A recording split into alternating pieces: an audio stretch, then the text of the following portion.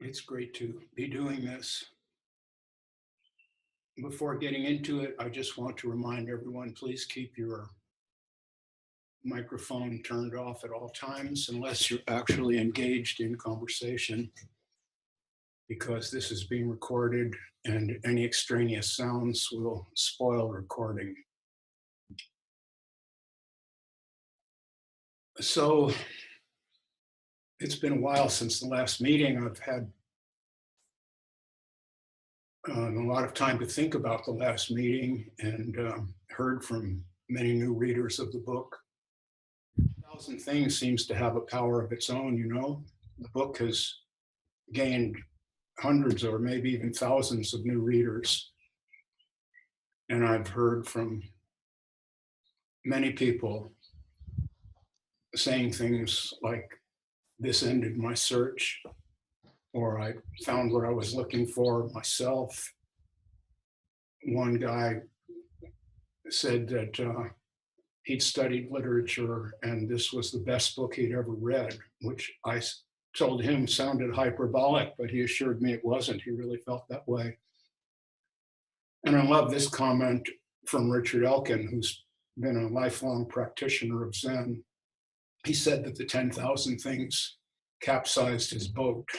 And I just love that image. And just a few minutes ago, I heard from someone named Erica, and she said, I recently started reading your book. And unlike most spiritual books, I felt absolutely no anxiety upon reading your words. The authenticity and lack of playing the guru-teacher role was remarkably evident. I wanted to reach out and thank you for your words. And I just love hearing that because I am not a teacher or a guru. What I'm doing here is expressing my view from what I call an awakened mind or awakened perspective of spirituality and the life we're all leading here. I see that there's going to be a lot of new people at the meeting. So people who've not been following my work. So let me begin by saying something about how these meetings began and about my intention in continuing with them. Last December, I was approached by someone from a Douglas Harding group, and he said that they were all reading my book and discussing it at their meetings, their online Zoom meetings, and would I be willing to come to a meeting and take questions? Well, I'd never heard of Zoom, but I logged on to their meeting and had a really great time discussing the book and hearing their questions, which kind of opened up the book for me a bit. And they invited me back for a second meeting, and I did that. And then it occurred to me that I could run one of these meetings myself, and I began doing that. And this is the 8th one of those. The previous ones are available on YouTube. If you happen to be watching this on YouTube and want to attend a subsequent meeting, look down into the description and there'll be a link to my Facebook page and my website. And I announce the meetings on the Facebook page. Now, my old friends who have been following my work for years understand my intention, but I'm sure that a lot of newcomers don't. And so before getting to the meeting itself, I would like to say something about my intention. Finding myself awake in this moment, I have no interest in religion or spirituality, none at all. I consider religion and spirituality mostly a waste of time at best, and often a kind of hypnotic trance. And that trance keeps people ignorant and lost in beliefs that they have accepted on no real authority at all, except the weight of tradition and their own psychological hunger for certainty and security in an uncertain world. There is a small part of what is called spirituality that I do consider valuable. maybe a better word for it would be philosophical understanding. But in any case, if you call it spirituality, that's fine. But that small part of spirituality is only really valuable for those who are able to distinguish that small part from the overwhelming weight of nonsense and magical thinking that passes for so-called spirituality. So my purpose in the 10,000 Things and in these meetings is to try to point out the difference between spiritual belief and actual knowledge. And so to encourage people to notice their own involvement in that hypnotic trance and perhaps to snap out of it, which is what I call being awake. And so before opening the floor, I want to say in no uncertain terms that I speak here only for myself. I speak here as honestly and truthfully as possible, but nothing I say is capital T truth in the unfortunate use of that word. That kind of truth may or may not exist in some absolute sense, but even if it does, there are no words I say to express it, and no one who can weigh it and measure it. My friend John Troy, whom I will ask to speak next, has been attending these meetings and introduced the idea of fellowship. Now, fellowship is something that John and I have shared over the years, and both of us understand what it means and what it doesn't mean. What it does not mean is that a meeting like this constitutes any kind of club or tribe with Robert as the leader. I do not, and I will not accept that role. The unfortunate incident in the last meeting that I mentioned refers directly to that. Someone tried to project that role onto me, and I had to use some forceful language to reject that. Sterling Dottie is here today too. He wrote a very interesting piece on his experience as a member of a cult back in the day, and perhaps he'd be willing to speak about that later. Just to repeat, I'm speaking here only for myself and expressing only my own views, whatever they may be worth, take it or leave it.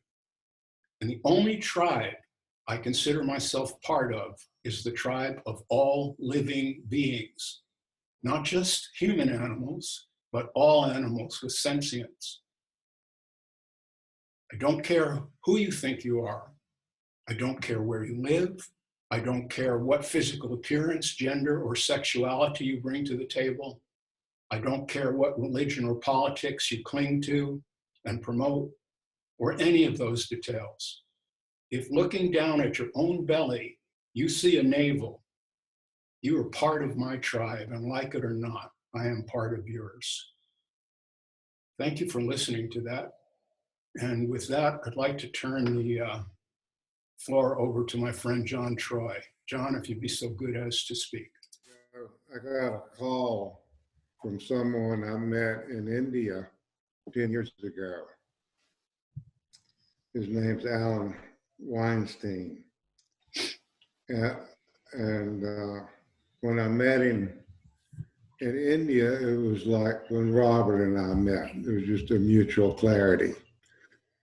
And he's talked to me through the years. He'd call me. He wanders the world. So I got a call the other day, and he said, John, he said, I've just been with a friend, a very close friend in California. And he was excited to show me a new book, The 10,000 Things. And he says, and as I read through it, I went, wow, this is the clearest thing I've ever read. It just deals with everything. And this is a guy who's very familiar with Ramana Maharshi or Nisargadatta or Krishnamurti, the whole crowd. He said, then I turned it over and I saw your name in a remark. And I went, holy shit. So he called me to talk about your book. And he gets out of it the same thing I get out of it, and remarkably so. And it was really neat to hear that from the out there in the great unknown, that that book had found its way to my friend and his friend, who were long termers in this whole spirituality affair, and that this affirms your opening remark about how it is touching and edifying deeply those who have the good fortune to open it, read it, and receive a mutual affirmation. It's really just pristine common sense. So that's my report. Well, thank you for that, John. It's very good of you to share that. So at this point, I'd like to open the floor to questions and comments of any kind. If you want to speak, just turn your mic on and ask for my attention, and you'll have the floor. Go right ahead, someone. Robert, this is David. Hello, David, you're on. Hi. Yeah. So I've just got a kind of a question about the conscious mind and the unconscious mind, and how that relates to being awake. You know, I've read a lot of what you've written about and what you said about being awake, and I'm just kind of curious about how you see the conscious mind and the unconscious mind relating to that whole thing. Okay. What I mean by awake is really very simple. What it means to me is that in this moment, I perceive a flow of all kinds of information, thoughts, feelings, perceptions, doubts and fears, whatever. And I understand that I am not making any of that. All of that is simply just arising. What we do on the level of ego, which is the conscious mind, is to take part of that and call it myself. But we're not in control of any of it. I have no idea what I'm about to say next. These words just bubble up. I think that's true of all of us. And that's what I mean by being awake. Now, psychologists have understood that there's a part of oneself that can be known consciously,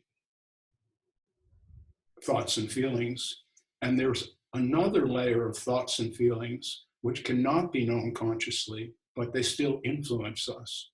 We know them in other ways. We know them in slips of the tongue. We know them in dreams. That is the so-called unconscious poking a bit of itself into consciousness. And so in depth psychology, we have learned to work with dreams and other information like that in order to try to understand a bit more about our motivations. But on the level of what we are discussing here, that distinction isn't really important, because in a real sense, it's all unconscious, in the sense that it's happening automatically without choice, prior to choice. Does that get at your question, David? Yeah, I think so. So the conscious, I mean, when you talk about being awake, you know, I understand whatever perceptions, thoughts, feelings come into awareness, right? And so that coming into awareness to me sounds like conscious awareness. And is it possible that things that are in unconscious sometimes come to conscious awareness? I mean, you gave a couple examples, but you know, the mind is, the brain is processing zillions of things every second, and some things kind of get your attention, say, hey, this is important, and it comes up to your conscious mind. And so anyway, I've just been thinking about that kind of stuff relating to your ideas of being awake is just seeing what's right in front of you. So, Okay, I think it was Alan Watts who said that what we call consciousness is like a flashlight. You shine it one place or another and you see what's there, but meanwhile the rest of the world is still there, but you don't know about it. mm-hmm. So that's what I would call consciousness.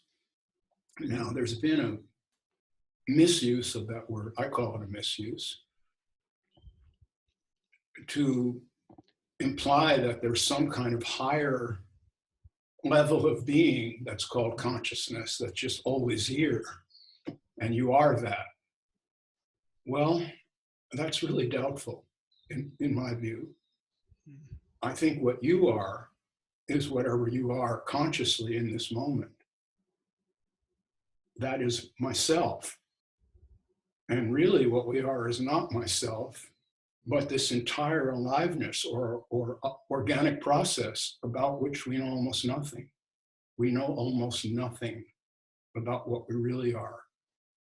And one of the things I've gone after in the 10,000 Things is this tendency in spirituality, especially, of people claiming that they know things or that someone else knows them.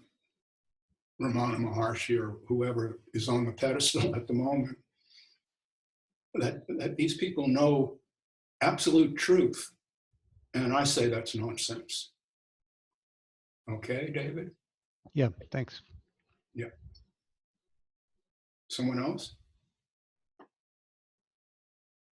Before I continue, I just want to underscore what I said in the preamble to this meeting. When I say it's nonsense, that's my point of view. That's just my point of view. Please don't believe me.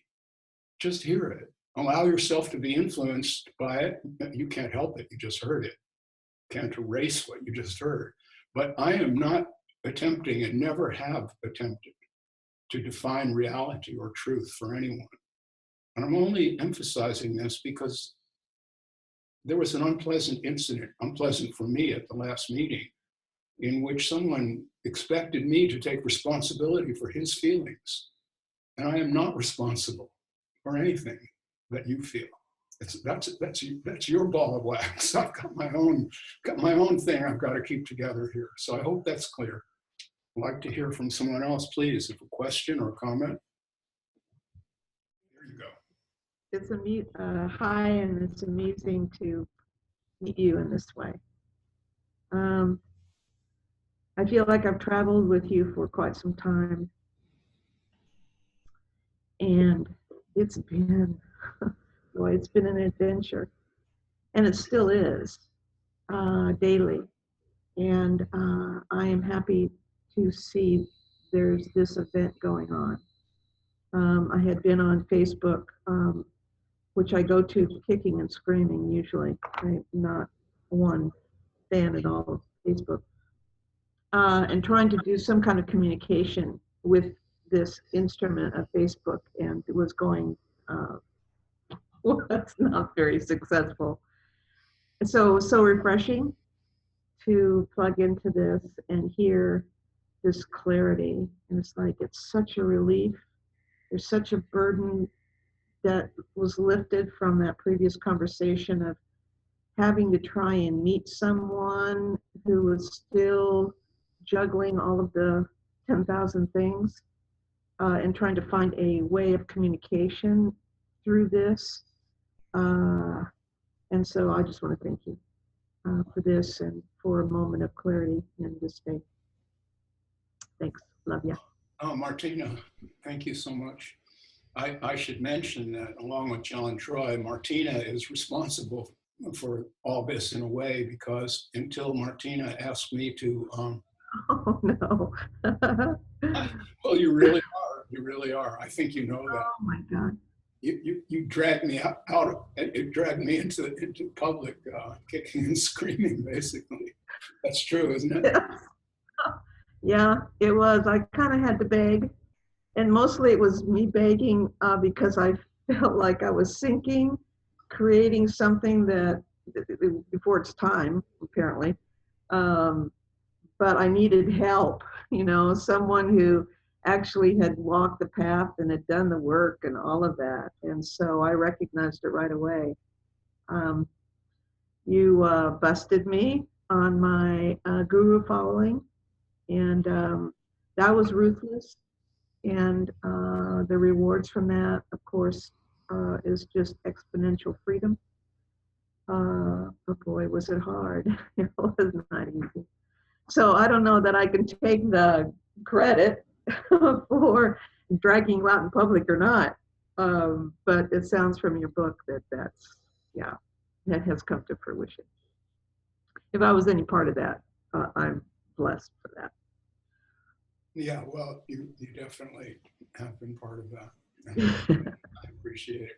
I'm also really glad that you understood that these gurus don't really know anything more than you do. They only claim to know more than you do. And that's what you call priestcraft. Now, I've generalized here. There are occasionally there is some public character who is expressing something that might be useful. The problem is this human tendency. We're very much like dogs in this way. We always want a leader. So what we do is take someone who's really talking sense. It may be someone who's a spiritual teacher in the sense that that person has come to understand something important. But as soon as we hear it, we put that person up on a pedestal and we say, oh, well, he's far advanced. I could never, my understanding could never be equal to Ramana Maharshi. Well, if it isn't, that's very sad, because he was a human being just like you. And as soon as you put him on a pedestal, you have actually made it impossible to understand what he was saying, because he was trying to tell you that he was only a human being. Yes. And that you are just the same. And all you have to do is notice that. Yeah. So when you put someone on a pedestal, you actually kill that person and you kill yourself. And I hope that people will come to understand that. It's really important. Yeah, it really is important. In fact, when I first connected with Ramanath through the Gangji network, in one of his popular things that he would always say is just be yourself. Well, at that particular time, I couldn't figure out what the hell. Just be yourself. What do you mean? I need a therapist. I need this. I need that. I need a relationship. I need something I don't have. How could I possibly just be myself? But now there is the understanding of exactly what that means. But it had to come through a lot of disintegration of a belief process, which is still going on. I mean, even this morning in this Facebook is going on there, where who am I here in this conversation? It wasn't what this other person was perceiving at all. In fact, it was the weirdest thing, because it almost felt like she was elevating the Baja storyteller. Like there was some kind of power in the Baja storyteller that she wanted to utilize to affirm what she was doing. And I've never been in that position before. So it really caught me off guard. And I saw that she was, now life is the guru. So she comes into my life so that I can investigate even deeper that I'm not the Baja storyteller. It's this label that's created because of my writing. So I just see it as a never-ending process, and the focus that you have always put out there is such a clear focus that if you're even close to it, you're going to get some part of it. But the biggest thing is, I am not attached. This morning I saw I'm not even attached to Baja storyteller. That just has gotten created because of something that I love to do, which is to write. That's really brilliant. Thank you. Brilliant. Oh my God, I'm just like hanging out here on Yeah, this hilltop. that's what we're all doing, Martina. Yeah. Just hanging out. Nobody knows truth. And as soon as that word comes up, you are in deep doo-doo, I say. Yeah. Thank you so much. Your words are really great. And it's really great to see you live, so to speak, for the first I time. know, really. After all these years, you and I have shared thousands of words on screen. Yeah? I know. It's a pleasure. Yeah, it is a pleasure. It really is. Let Thank me back out here and let someone else in. Yeah, I really love you, Martina. I hope you know that. I do. I get it all the time. I thank you so much. And this is just what a gift this is. So, okay, so I'll back out here and let someone else come on in. Thanks, Robert. I hear someone else wanting to speak. Robert, can I speak? Of course. Okay. I'm so glad Martina brought this up because it jiggled loose something that I've been dealing with lately in terms of memories.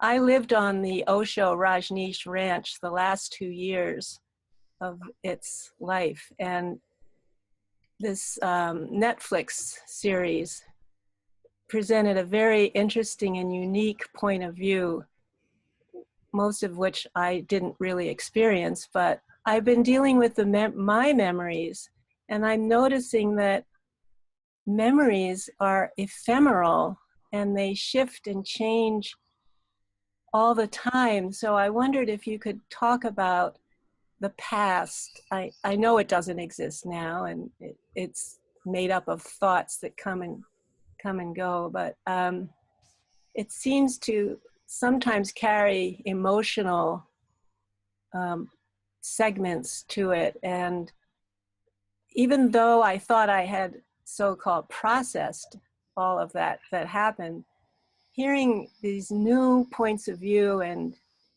hearing people responding and how it's been presented makes me wonder, what do we do with our memories? What are they? And what's your understanding? What's your take? Well, that's a good question. Well, people say the past doesn't exist. People say the past doesn't exist. Uh-huh. And that the future doesn't exist, but only the present exists. That's what we hear. And that's true in a way. And in another way, it's not true. In a way, the past exists as much as the present does. It's true, it exists as memory, but the memories are not in the past. The memories are in the present.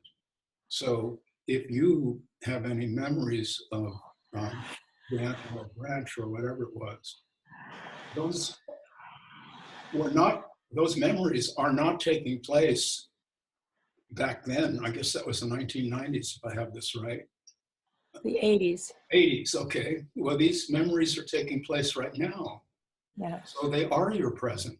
Whatever is in your mind at this moment is you. The present is you.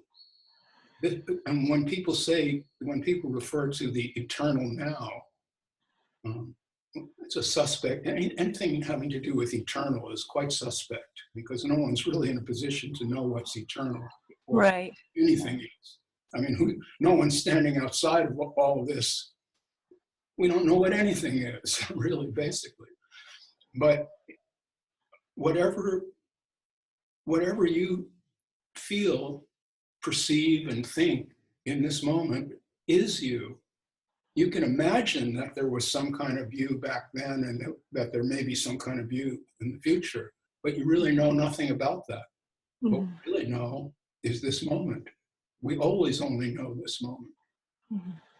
And by the way, I watched The Wild Wild West myself, found it really interesting. That's lives I've never lived, you know. I wouldn't have been caught dead in a scene like that. No, I imagine you wouldn't. No, see, I think the perspective that I have to share here, which is kind of not so ordinary is that back in the days when my friends were all doing that kind of thing, going off to India or whatever, seeking some reality, I was like wandering around in the woods with my camera and trying to make sense of my own life, alone. And it's still that way now. And one of the things that I'm really trying to communicate is we're all alone, all of us, at all times. We can have friendships, we can have enduring relationships, but when it really comes down to it, it's you. I hope that's really understood. Yeah, I did feel very alone when I lived on that ranch. Why is that? Can you say more about that?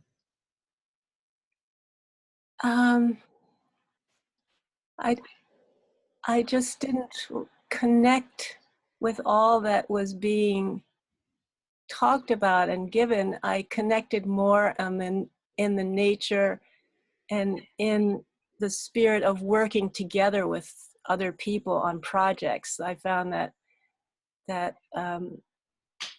kind of life was right at the time. I liked projects and having a goal and having everyone share in the creation of something. But I didn't feel, I felt alone most of the time, even though it's ironic. I don't know how to explain it. I wasn't uncomfortable in my aloneness. It just was how I felt. Excuse me, having some laryngitis today. I think I heard it said somewhere that one never feels more alone than in a group. Mm-hmm. Yeah, I agree with that. Mm-hmm. Because when we really get off alone and sit with ourselves, we may feel really connected. That's my experience. You know, I love to go for a walk alone. I really do. And after a few minutes of that, I might really begin to feel myself melting into the entire world around me. And to me, that's a really beautiful experience. And that experience is a big part of what I try to memorialize in my photographs. I wait for a moment like that when this kind of seeing of when this happens, and then that's the time to snap the shutter. Yeah. Mm-hmm. Well, I'm so glad you shared that. Anything else? Oh, I love what you had to share on your post recently about not looking for love, but looking to give love is when you're most tuned in and open, and that's where the juice is. It's not in getting it, it's in giving it. Yes, it's not even giving, but just to love. Yeah. To feel love. It's not, you don't actually give love. That's not, see, that's we made this into a transaction. You know, do you love me as much as I love you? I didn't mean it that way, but yeah. I know you didn't. I'm, you know me. I just like to trip on, you know, I go on these rants. Yeah. You've got a strange mind. I've accepted it. It's not a transaction. It's not an exchange. It's not an exchange. It's not like having a girlfriend or something where you feel this anxiety. Does she love me as much as I love her? If she doesn't, maybe she'll find some other dude and go off with him or something. It's not on that level. No. It's this level of regarding the world as, you know, it's like a donkey's sweet breath in your nose, or the first bite of an apple when you're really hungry. That's love. So you feel that. And when you feel that appreciation and gratitude, that's when the world really comes alive. Yeah. If you're not happy, you can really love even if you're feeling unhappy or ill or whatever it is. If that love is there, the world is still beautiful. Yeah. That's my experience. Yeah.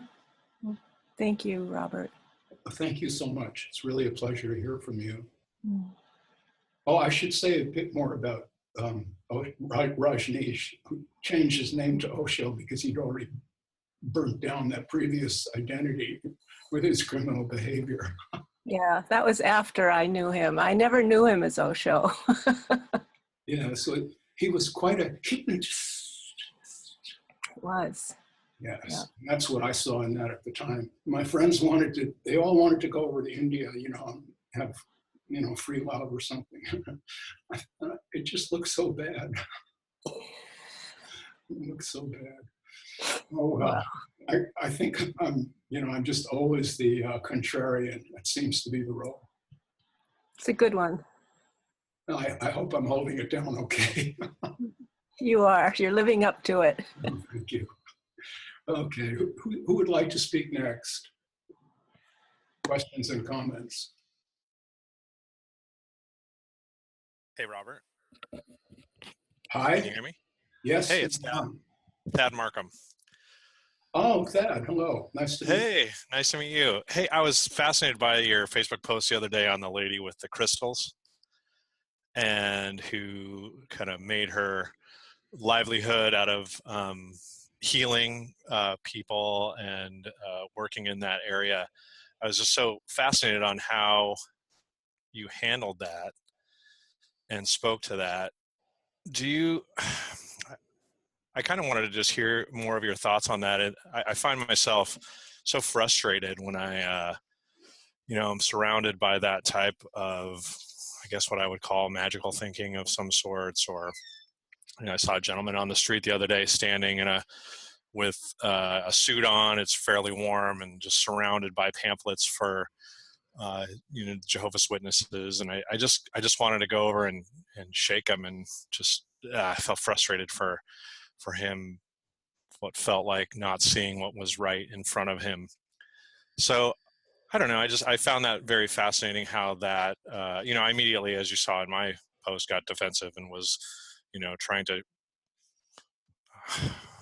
I was frustrated with somebody selling crystals to heal people. And sometimes I feel very alone in this perspective, and I'm just shocked that others don't seem to have what it is that we are gathered here to kind of exchange with each other. So I don't know. I just thought I'm interested in what goes through you when you see this type of thing. Okay. I don't judge. I just don't judge. I don't really know anything about that woman. I don't know where she grew up, what her childhood was like, what she's had to go through. And so it's really not my place to evaluate her way of making a living. It's true that when I speak in general, I criticize the spirituality business as a bunch of hypnotists milking credulous people for their money. But that's in general terms. If I met Adyashanti and we were having a cup of tea or whatever, I really don't think I would accuse him of that. I would speak with him and just try to get a feeling for who he is and what he's like. Although from the outside, it certainly looks like going from the bicycle shop to a multimillionaire by sitting on a stage surrounded by flowers. That doesn't look very pretty to my eye. But I'm not sitting in judgment of Adyashanti either. I don't know him.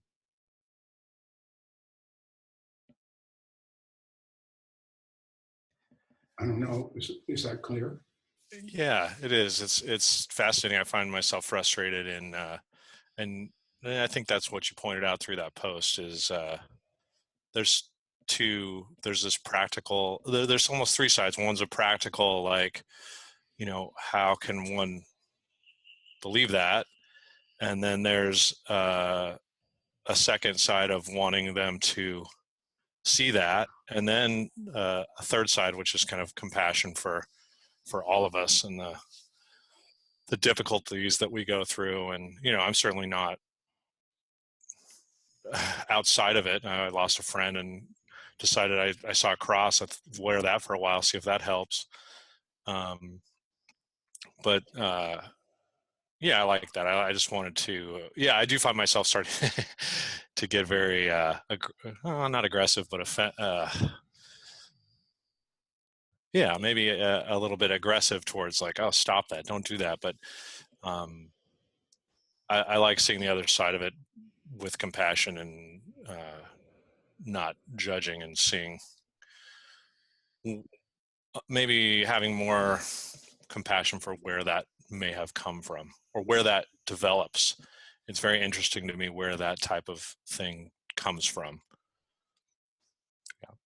Well, people believe all kinds of things. It's really quite a radical position to not believe in anything.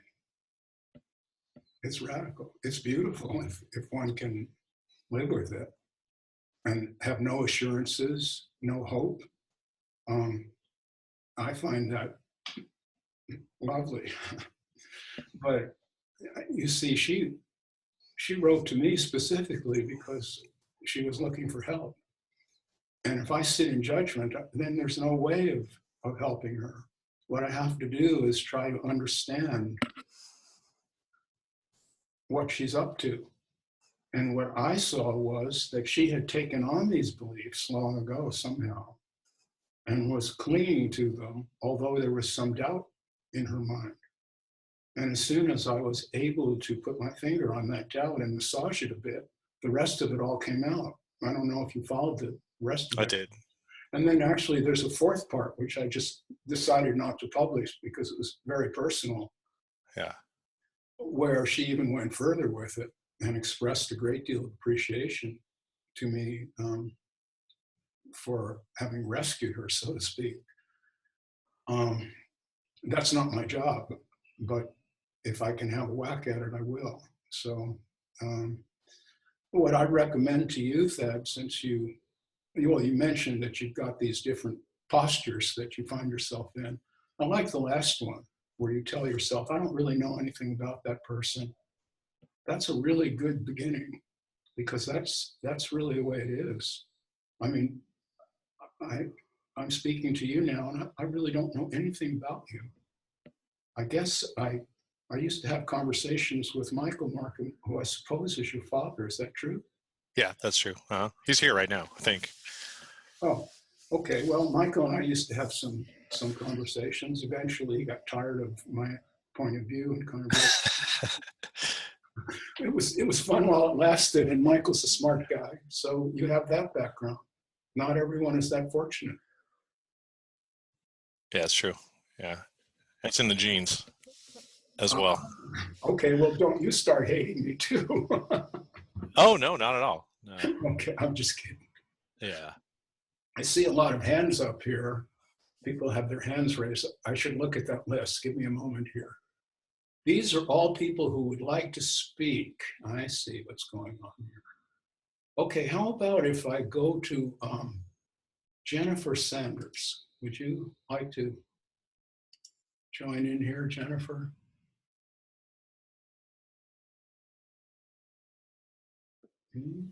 Maybe you're there, maybe you're not. Okay, let's see who else has got on the list here. Kamala, are you up for speaking? Can you hear me? Perfectly, loud and clear. Okay. Are you not hearing me, Kamala? You're very quiet, actually. Oh, maybe that's for the best. Yeah. Okay. So it's interesting. I've been in Exploding Rainbows with Nancy, and I see Tad on there a lot. So it's interesting what Tad brought up, actually, because I guess I'm looking at my own journey with all this, and having a lot of physical issues going on, and kind of being ostensibly involved in awakening community and with other communities which know nothing about awakening, so completely unrelated, and kind of bridging that just feels a bit odd sometimes, like people from one community don't get me and then people from the other community don't get me, and it kind of feels like in that there's a lot of misunderstanding going on, and sometimes it feels from the awakening community, I don't know if this is accurate, but it just felt to me like that was the case, that people were getting impatient with me and frustrated with me for sharing what I felt was just coming up for me at the time, and I really needed to explore it. It's not like I was looking for an answer, it was, I needed to explore the territory. And it felt like people wanted to change me and wanted to, just that was my experience, that they were trying to get me out of a bad space or whatever I was trying to explore, because they had a judgment on it. Actually, they had their own projections of what they thought I was saying or what I wanted from the experience or whatever, I don't know. Anyway, so it was kind of I'm finding it hard at times to make myself understood, and that can be frustrating, but then, you know, just I don't even know what I'm trying to say at the moment. Just I'm going to stop now and wait and hear what you have to say. Okay. About the whole thing. Well, it's kind of a feeling that I'm not supposed to be saying these things. It's not awake to say them, and I should be should have grown up a bit faster, kind of thing. Well, where to me it doesn't feel that would be authentic to ignore it and bypass it and not explore it. I still can't hear you guys. Eek. can you not turn up the volume? Oh, I've done it now. Okay, so I don't know. Could you hear anything that I said? I heard everything you said. Oh, okay, cool. Okay. And Yeah, and I guess I'm sort of working out what's my projections, what's other people's projections, and we'll turn we're up, just, there you know. go. Okay, now I will try to respond to what you said. What I hear is a need for acceptance, and we all have that, clearly. We're mammals, of course. We like to touch and be touched by other humans, both physically and metaphorically. If I say something and you nod your head that you understand, that feels very good to me. That's not a choice. We have brain transmitters, neurotransmitters in our brains that respond to touching and being touched, either physically like this, it's beautiful, or metaphorically by being heard and understood. So we all have that desire. We also have the desire to be comforted, you know, maybe by believing that Jesus is waiting in heaven, or mommy will always be there to take care of you.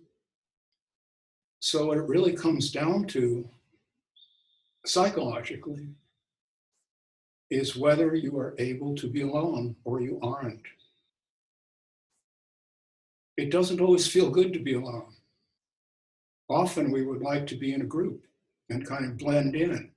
But as you were pointing out, if you want everyone in the group to like you, you're going to have to drag yourself down to the group mind, the level of group mind. That's what it really takes. And I felt from what you were saying that you find yourself conflicted. You don't seem to really fit into any of these groups. Now, for me, that would be a plus. I never want to be part of any group that would have me as a member, as Groucho Marx said once.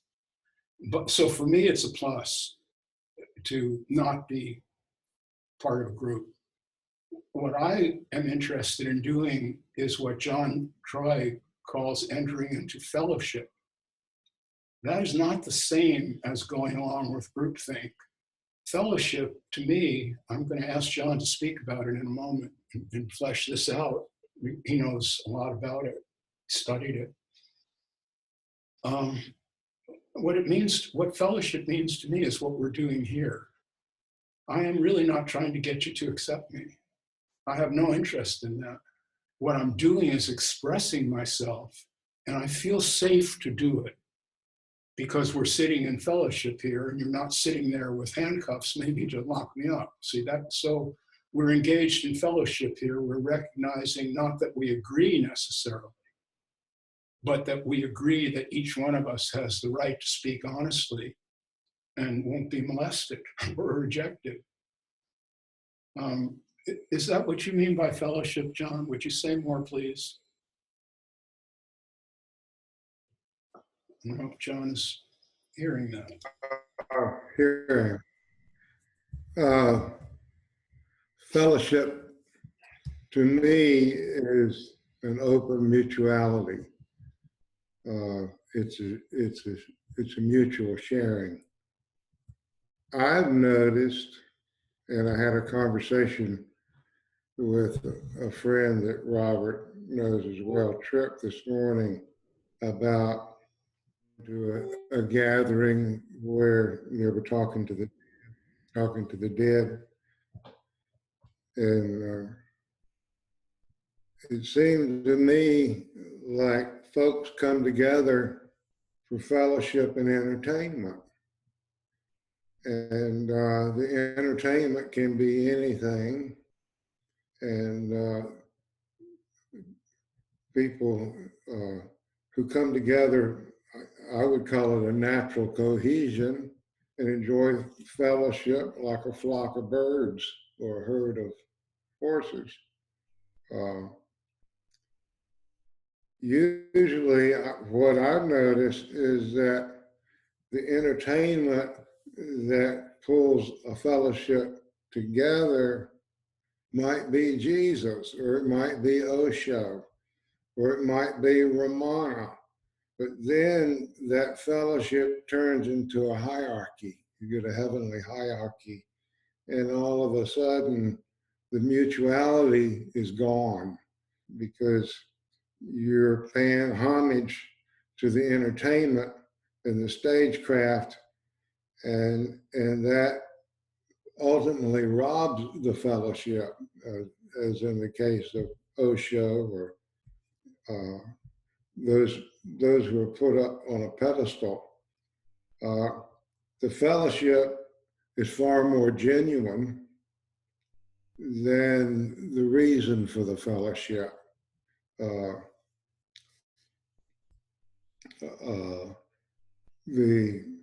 What I find in lots of the fellowship is that it is a taboo to confess equality of vision with the entertainment in the fellowship. And that's the downside of basing a fellowship in a cult of any kind, whether it's Jesus or Osho, it's all the same. And if you dare express equality of vision, then you are ostracized from that fellowship, and it's not really any more fellowship. It's here I find a natural cohesion. I find a sharing, mutual, without the trap of idolatry, and that's refreshing. Robert's work takes the element in fellowship of idolatry out. Not that he takes it out, he reveals it for what it is. And someone going to church may flip off somebody on the way to church, and then get to church, and it's, well, we're all in Jesus, so aren't we? We're kind of a superiority over those who aren't in this, who follow or worship the idol in the fellowship. So fellowship to me is more of a natural cohesion, like a flock of birds or a herd of horses, or the Zoom room zone here. And that's my definition of fellowship. And it's far more genuine and sincere and clear than fellowship with an idol. People are all up about Alma, and I find she's the ultimate idol, and she even sells idols of herself to those people for a lot of money. They just pour money and everything, and they have this sense of fellowship with all the other devotees who have some sort of great awakening or feeling in Alma's presence, and she gets all the credit, and everybody else is just an idol follower. And then they start buying. They start buying her eyeballs.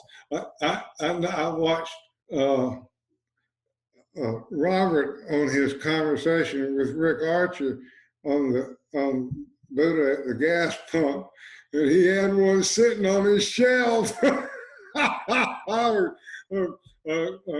eyeball up there, and I thought it was a hoot. No, fellowship doesn't need that. In fact, it'll blow a hole in genuine fellowship. And when you can't look at the person next to you and feel the same sharing and natural cohesion that you feel with the eyeball. And so that's what I think about fellowship. And in my fellowship, and it doesn't matter whether it's a human or a critter. It might be a wild critter or a tame critter, a cat. It doesn't matter. The sentience I feel is seamless with the critters equally with any human being. I can't, that silence and peace is just seamless. I mean, you just two sets of equipment, but that pristine sentience is, it might be a little better with a critter. You don't have as much shit running through the brain about I'm better than you and all that.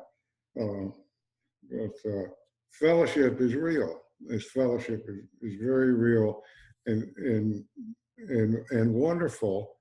And the fellowship that one might experience in the Osho camp is far, far more real than the idol Osho sitting up there with all the stagecraft. So I'm for fellowship. I hold all the stagecraft in suspect like Robert does. When the Hindu names come out and the flowers come out and the chair, here comes the almighty chair out and a little maybe a chant, and all of that's just stagecraft to pull your attention away from your own mutual peace and put it up on that one that's on the stage. When I met Papaji, the night I met him, it was backstage at his home, and it was really cool.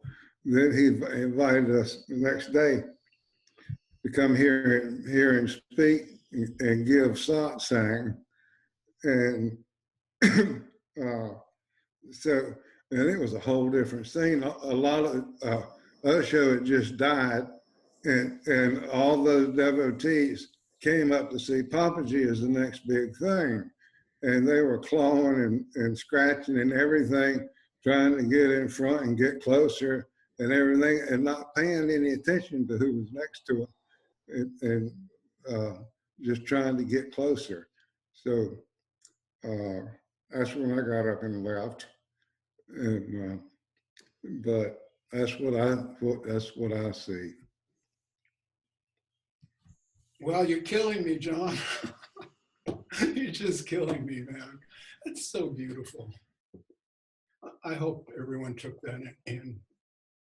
It's you see. It's you and me and all of us. Whenever we get together and relax, we have everything we really need.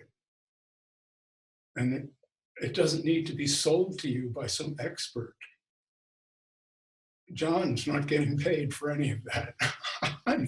It's the best thing I've heard all week. John, I really love you so much, man. I saw this in you the day we met. Really did. So your words are gold. Better. Thank you. So I want to invite Sterling if he's here. Are you here? Yeah, you are. Would you be willing to discuss your experience with that bizarre South American cult?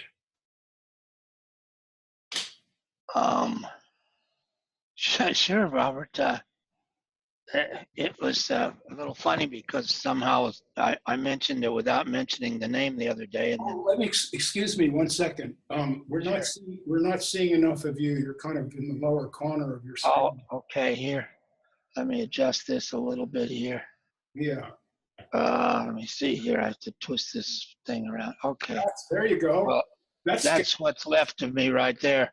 Yeah, No, it was someone mentioned that somehow the word cult came up, and so I mentioned that I had been in one without mentioning. Someone asked, so I said what it was and provided a link, because at some point during the experience with something called Eureka Institute, which was going to save the world, and through ostensibly a fellowship of awakened beings, and we had the techniques to awaken people.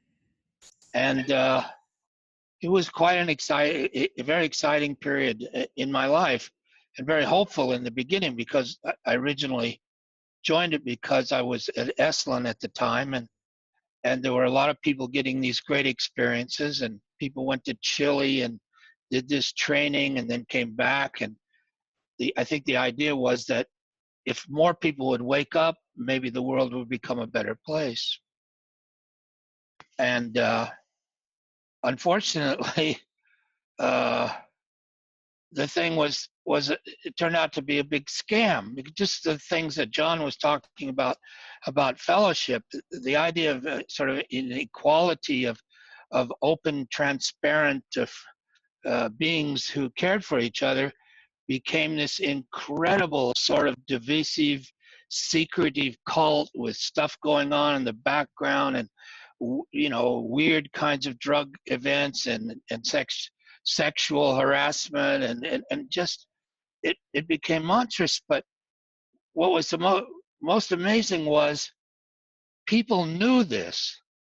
They could see this, that we weren't doing anything to help the rest of humanity. We had this idea. When I say we, that's because my mindset at the time, I didn't identify with it for too long. But people talked about God, they called him the boss. And our group was, of course, had a very special connection with the boss, because we were kind of his agents on earth to make it a better place. Well, meanwhile, the leader, the master, Oscar Chazo, originally from Bolivia, who had run the training in Chile and now was in a nice apartment in New York, was digging in and taking the money and snorting the cocaine and drinking the fine whiskeys and everything. And these people, they're still, I think, about 500 of them on a Facebook page, still believing somehow or another that they are awake, and most definitely they are not. And that's, I think, other people talking about Rajneesh or all the others, Papaji, all these people that came through Esalen or through into the west part of the United States were all like that. They had some kind of power, they had some experience, and maybe they started out trying to help others, but they got caught back in their own structures, and they just became fake, idolized, stuck in the, I think Gurdjieff used to talk about it, crystallized in their own ego. And I, at one point, when I began to see that, in fact, they weren't awake, I had a certain amount of experience because I was a race driver and in the mountains and mountain climbing and so on, that I understood something about an awakened state where you're just there, and there isn't really, you aren't there anymore, but it's just in that moment, there's nothing else going on.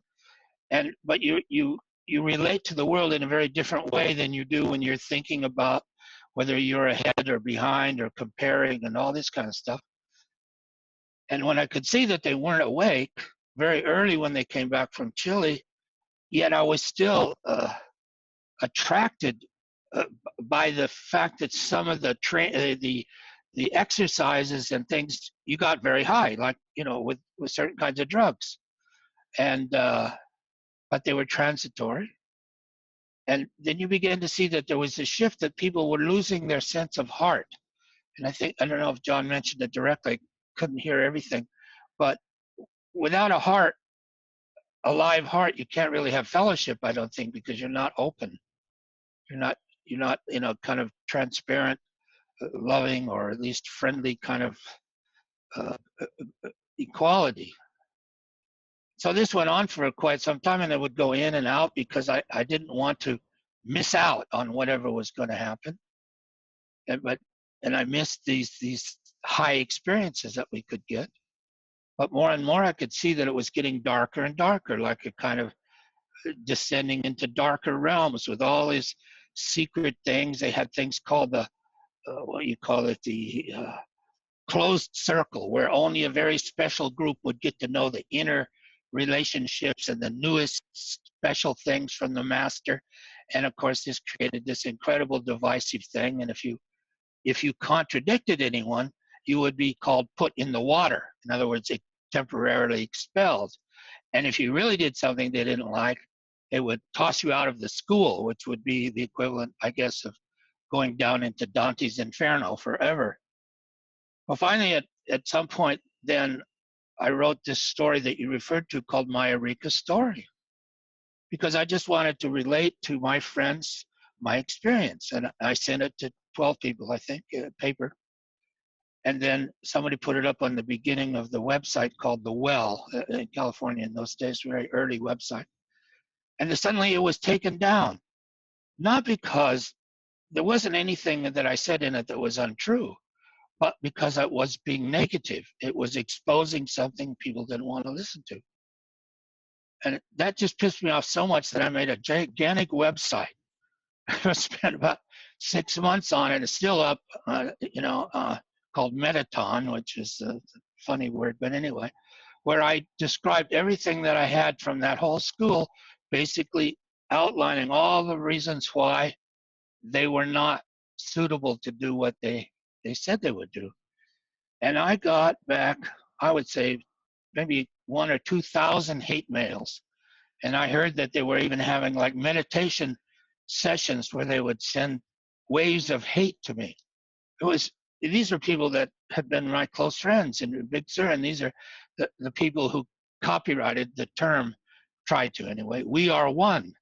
And it just became more and more bizarre, absolutely astoundingly bizarre. And if anyone here is interested in it, I don't want to take too much of your time, because that was for me a cathartic thing to be able to say, wait a minute, this is wrong. I'm going to say what I have to say. And every word that I put out there, with the exception of I did 3 kind of satirical plays in this website of mine, was true, and that nobody ever disproved anything. They still, a lot of them still hate me. I mean, years later, it's just bizarre. And I think that mentality, you have seen it in Rajneesh, you see it in the Davidians, you see it over and over again, where somebody got something and then it just twisted into something completely dark and ugly. Anyway, the thing is called My Eureka Story. I think if you put those 3 words in Google, you can read it. It's just a couple of pages. And it's a homemade website, so you might get ads or something. It's not very great. Comment, Robert? Oh, what a great story. Thank you so much for sharing that. I'll put your website in the description so that when people view this on YouTube, they can go right to it and read that. It's really a great piece. You gave us the best of it here. Thank you. Getting it from the horse's mouth. So I think if you put John's point of view together with Sterling's and mix in a little of mine, a bit of Martinez, etc., that's what we're working with. And we can either carry on in this way, which is friendly and in the spirit of fellowship, or we can be in this other world where everything that we really are is sold back to us by some supposed expert. And that's the damage Good, huh? that I saw. Was it okay? I had a. What I said? Go ahead and speak. He's having, I think, internet connection problems. Okay, who's that? Klaus. Hi. Klaus. Hi, Robert. How are you, Klaus? Not too bad. So I slept in. well, it's like 3 o'clock in the morning there in Brisbane, right? No, 4 o'clock. It's Warwick, just a bit west of Brisbane. God, you must really have wanted to do this.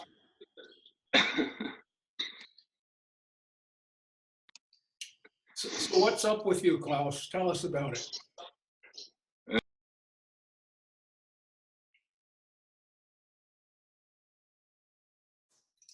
Not hearing you. Oh, there we go. Yeah, can you hear me now? Yeah, I'm new to this, you know.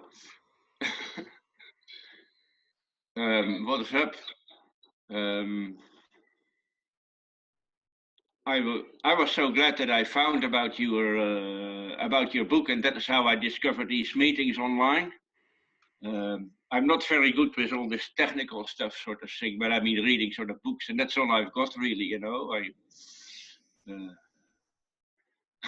I don't really know much. It's only sort of books, you know, like what you sort of talk about in your book is, it's the real life that really counts. That's all you've got. And to integrate that in my life, that's the challenge for me.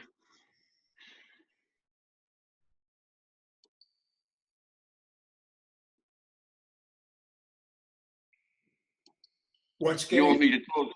what is getting in the way, Klaus? What makes it a challenge? All the ideas in my head in the personality that I've developed all my life. So is it hard to be social? Is that what you mean? Yeah, that is hard too. Yeah, I try, but I'm not very good at it. I'm not very good at it either. So you're feeling lonely. Yes. Well, so I'm glad you found this because you're always welcome here. I felt that when I was first watching all this and the people, it really touched me. Well, I hope you'll always come to these meetings and tell us what's going on with you. I would look forward to it. Thank you.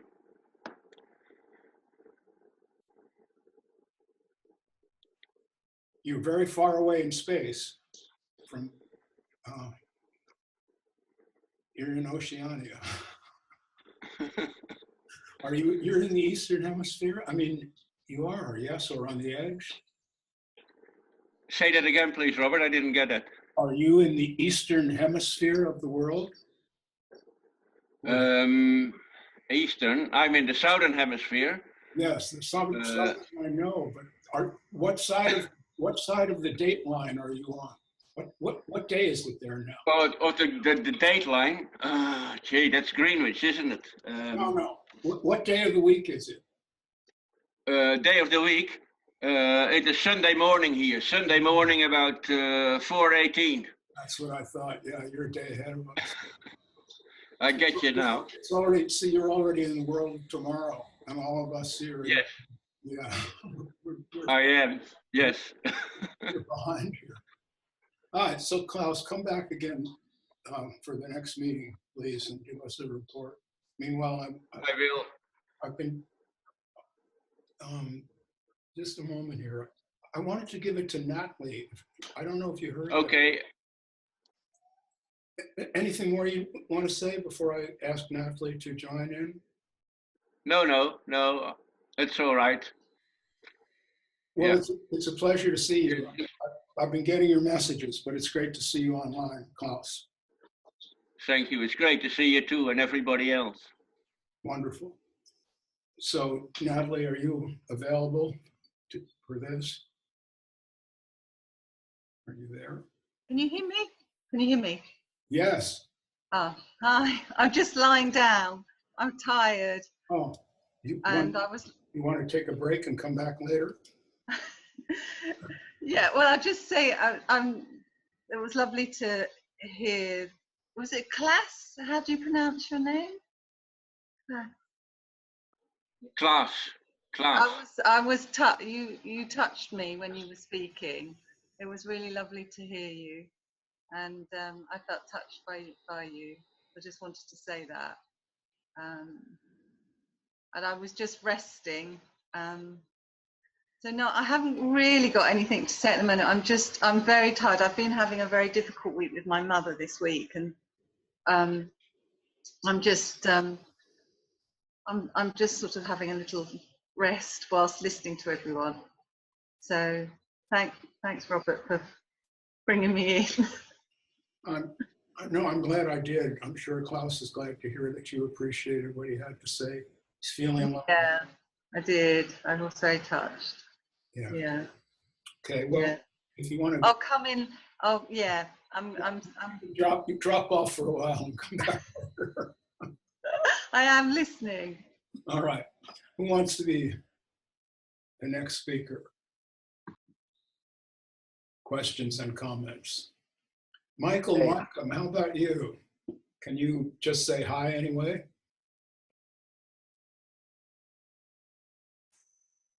Grand to see you in person.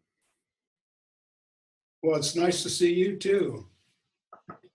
When I say in person, whoops, I usually put quotes in the in person part. Yeah, well, this is just, I'm sorry. Continue, please. I miss you and I miss your artwork. I would get lost in your photograph. I still do when they pop up. I think I see a little bit of Robert in those photographs, captured in a moment of time. It does for me what Picasso and do.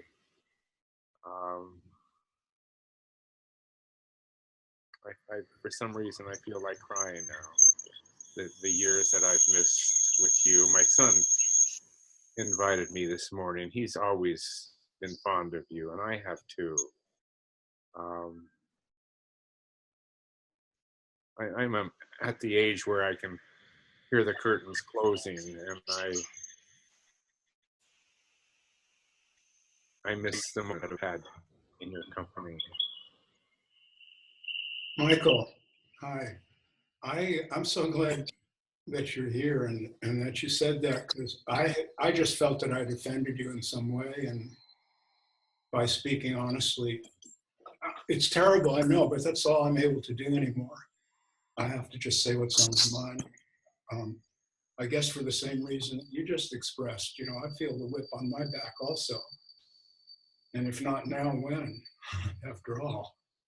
So, I mean, that's what the Buddha taught, you know, old age, illness, and death. So it's good to know that.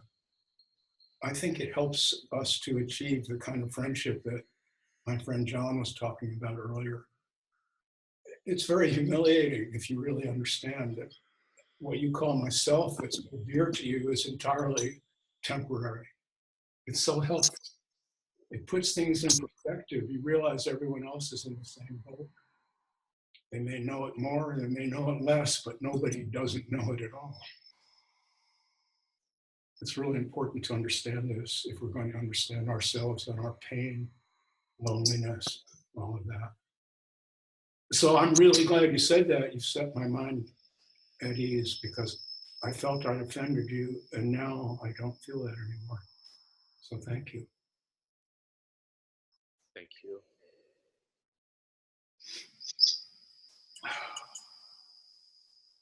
I think the misunderstanding was unfortunate.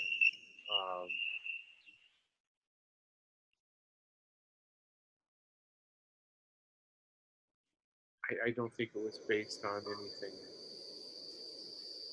anything. Well, I've had to recognize in understanding myself, Michael, that I have a rather hard edge. It's the blade of the sword of Manjushri, I would like to think. But I just could be a maniac out of control. You know, we don't know that about ourselves. I mean, we just have to take ourselves for what they are. And part of what Robert Saltzman is, just on the personality level, is a bit scary. And I felt that's what really happened between the two of us. And I scared you at some point. Now I'm really being totally honest. I said offended before, but now I'm, you know, here, as you say, we may not be able to do this again. So now's the time. I felt that you were really brilliant and used words so well. Had a really poetic soul, if I can call it that, without being accused of being religious, which I'm not. I felt that we were kind of playing duets a bit for a while. And then somehow you just wrote me off. I don't know what happened, but that's how I felt. And I felt that I had scared you, but I didn't quite know how. So that's, if you could say something about that if you care to. I don't remember. I do remember the hurt, and I do remember the feeling of being misunderstood. I'm not highly educated like you, and so I groped for the words to express this edgelessness that I have grown used to living in. And I felt at the time that your approach was so intellectual that it excluded my poetic attempts to express this, whatever happened to me. But all the time you were gone and I'd see your name pop up, my heart would ache.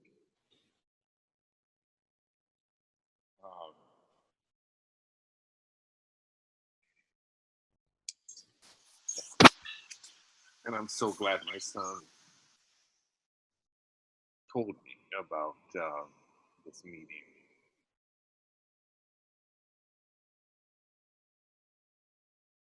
It feels like a wound is healed. I think we all die with certain regrets. I have sat with a lot of dying people, and without exception, they have regrets. And I would like to think that at the end of my life, I will simply dissolve into this place of having no regrets. That's so beautiful. What a thing to say, all of it. Thank you so much.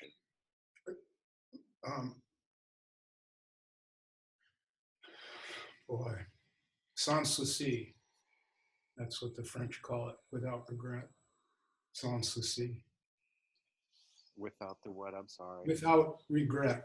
Without regret. Sans souci is without regret. Je n'en regrette rien. Well, you know, that's not impossible. I just understand how wounded we all are. And we may imagine being able to accomplish all kinds of things, but when it comes down to really doing it, we're all just human here, trying to cope. We all do the best we can. That's the story, Morning Glory. I find that radical self-acceptance, as I like to call it, is the best medicine of all. It's the primary medicine. You have to begin there. And then you can be with other people without feeling so hurt, I find. So I think before we die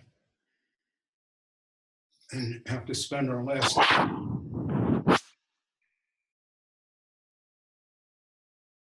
Hi, I see you. Beautiful. So before we have to sit there aged and ill, expressing our regrets, might be good to try to get that in order sooner. Like right now, just forgive yourself for the things you couldn't make happen that perhaps you might have wanted. I'll tell you one thing though, I had a beautiful conversation with that earlier. That's one thing we can forget. He is a great joy. Well, that's good work, Papa. What can I say? That would have been a big regret, and you don't have it. Oh, no, I don't. Well, thank you. I think we're on to something here. See, that's the story. You know, I understand that I can be frightening. I got this really sharp brain as a child. Everyone was always telling me how brilliant I was and wanted to send me to this school or that, whatever. So it's true, I have that. I'm no Weinstein either. So let's be, you know, somewhere in the middle. So that's good to have, but it can, I guess, seem hard. But I never meant it that way, Michael. Well, I'm glad that we got, in our old age, I'm glad that we came back together. Me too. Me too.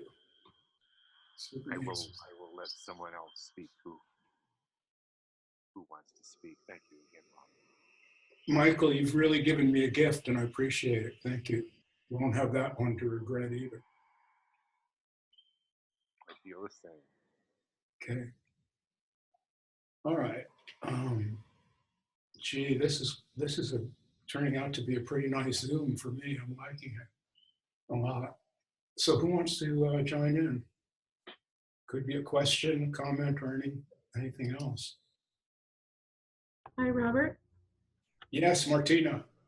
Just back briefly, I was moved to share with everyone the poem. Well, it was actually your beautiful words that you wrote to me. This is years ago when I was living in Mulahe.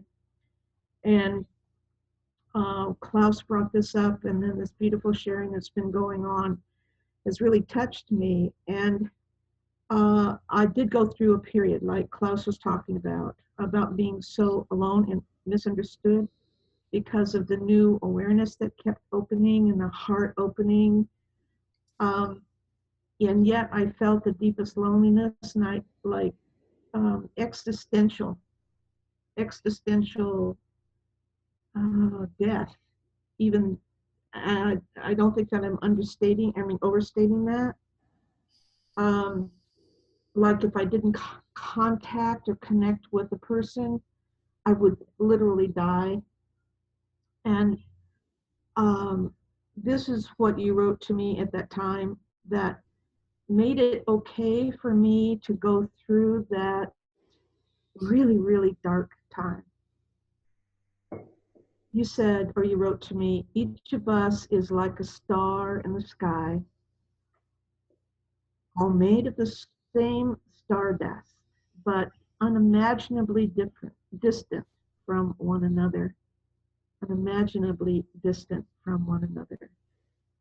And for me, in the process that I've been going through, it is like trying to come to terms with that, the amazing distance of that and the loneliness that we go through while we're looking for the truth of our being. So I thank you, and I wanted to share it to everyone, share it, especially with Klaus, and Michael. You've been so beautiful, and I have loved listening to you because I know that we've connected in the past too. So I thank you for sharing yourself. Thank you, Martina. Uh-huh. We're all made of the same star stuff, but like stars, unimaginably distant from one another. Was that it? Yeah, I don't know if you ever wrote that down anywhere, but I had written it down because it touched me so much. I wrote it to you back in the days when we were conversing by email for a while, probably, but yes. I don't know. Yeah. I don't know the exact word. Yeah, it was years ago. Yeah, it was years ago. Thank you. And it was excruciating loneliness, truly, that I see now that I absolutely had to face it. I had to see the truth of the loneliness so that I could start to come into, I don't even know what to call it now, a sense of reality of being. I don't know how I would say it, but yeah, I can't really speak for everyone, although I did practice psychotherapy, and so I've hundreds of, I don't know, thousands of stories about people's inner lives. And I think to really get it, you have to go through the dark part of the forest for a while. I just don't see any way out of it. yes, and I now, having had that direct experience more than once, that was the most profound experience of absolutely seeing how alone I was and the truth of that. And that has been reoccurring over time, as the earlier part of our conversation about, I just noticed for the first time how I have for my whole lifetime, trying to fit in somewhere. And seeing that I was miserable at it. I just couldn't fit in no matter how hard I tried. And I tried really hard with a lot of different things. And I would say that probably the last one was with the following the guru, that 10 years, and then realizing that I was such a failure. I was such a failure at following. But it has finally, I would say, the understanding has come about where I can be now alone and the loneliness does not visit anymore. That's just superb. Felicidades.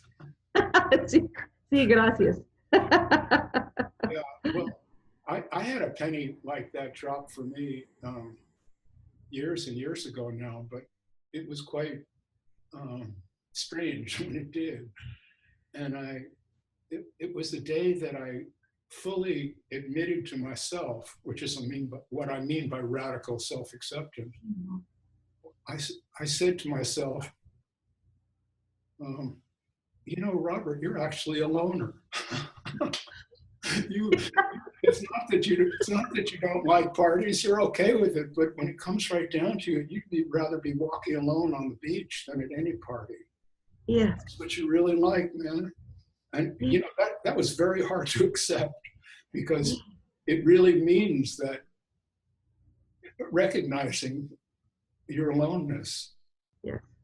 And then yesterday, even this, like yesterday was being with the group. I'm doing a little story for a new restaurant that's opening up here in Baja. And I sat absolutely alone by myself at this table, and it was this wild chaos around me, everybody having so much fun. And I'm looking at, oh my gosh, that's not fun for me. There would be no way that I could even fit in there. I wouldn't even want to try to fit in there. And I'm thinking, wow, this is really a huge change. But the biggest change was I was okay with it. I was finally okay with it. That's it. That's what I mean by radical self-acceptance. You Yeah. see yourself as you are, not about fitting in anywhere, is it? It's really just seeing, hey, this is the way I am. This may not be the myself I would have chosen if somebody had shown the whole menu, but what I got, right? Right.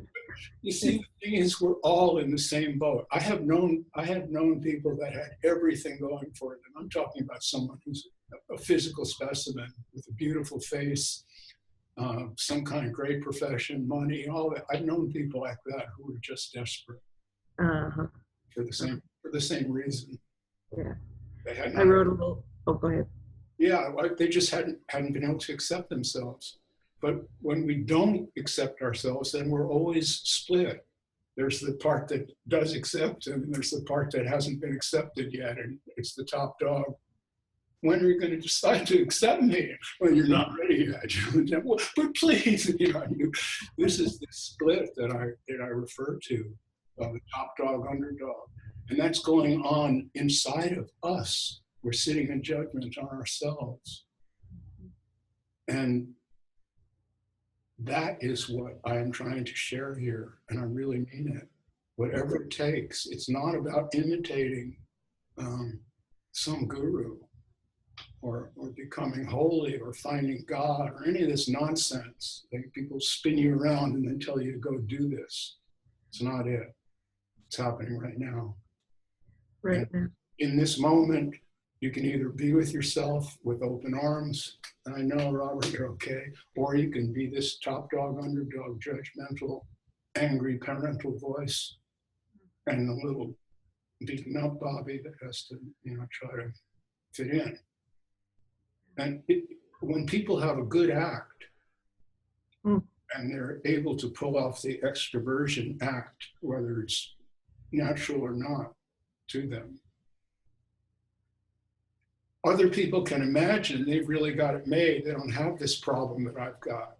But that's not really the way it is. I've known a lot of those people. I've been a therapist to some of them. And most of us have this problem. We're divided. It's a house divided. And it doesn't matter if it's taking place in a grandiose form or a more humble form. It's the same dance. Yes. This has been this so wonderful right now in this moment, because I had written in the chatting here that in the community, in this little tiny small pueblo in Baja California, there's a takeover happening. And there's a group of movers and shakers, spiritual movers and shakers and healers who have come to this small community in Baja and seeing it as the vortex of the next Sedona. And this is part of the split that's going on here, which was in kind of the earlier thread, which is seeing that they are frantic to sell themselves. And there's no way I can fit in there. Thank God. So, yeah. So, yes, thank you, because you talk about not having to go through the suffering of trying to fit into that. This has saved, this totally supports the direction that I was going in. So it's all perfect, and I'm going to step back so somebody else can talk now. Thank you. I just want to say to you, Martina, it's really a deep dive, and once you begin, there's really no ending. You just have to, this. There's no way back. That's it. No, I don't think you could live with yourself if you were. No. It's I'm cooked. I'm toast. Yeah. Okay, that's beautiful. Love you. Yeah, you're great. Thank you so much.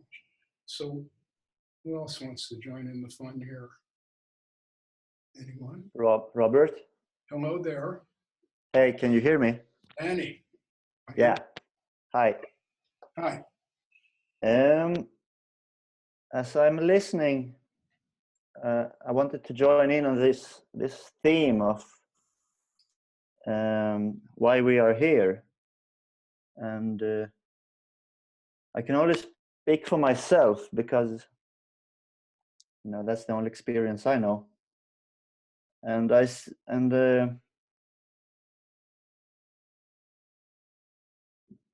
I guess there's a frustration here with myself. I'm feeling a lot of uneasiness, and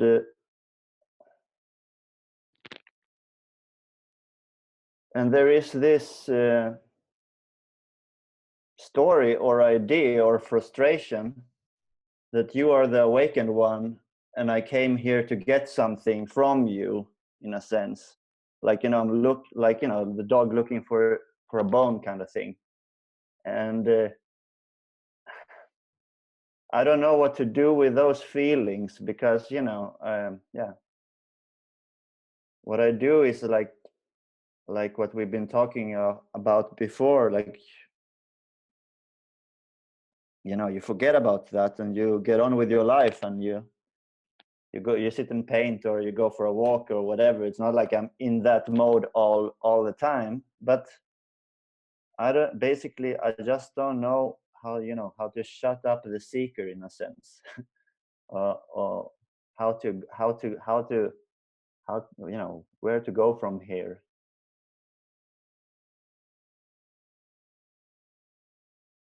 Can you hear me still? Perfectly. I hear you perfectly. Did you want me to comment? Yeah, maybe. Because I guess my question to you is, like,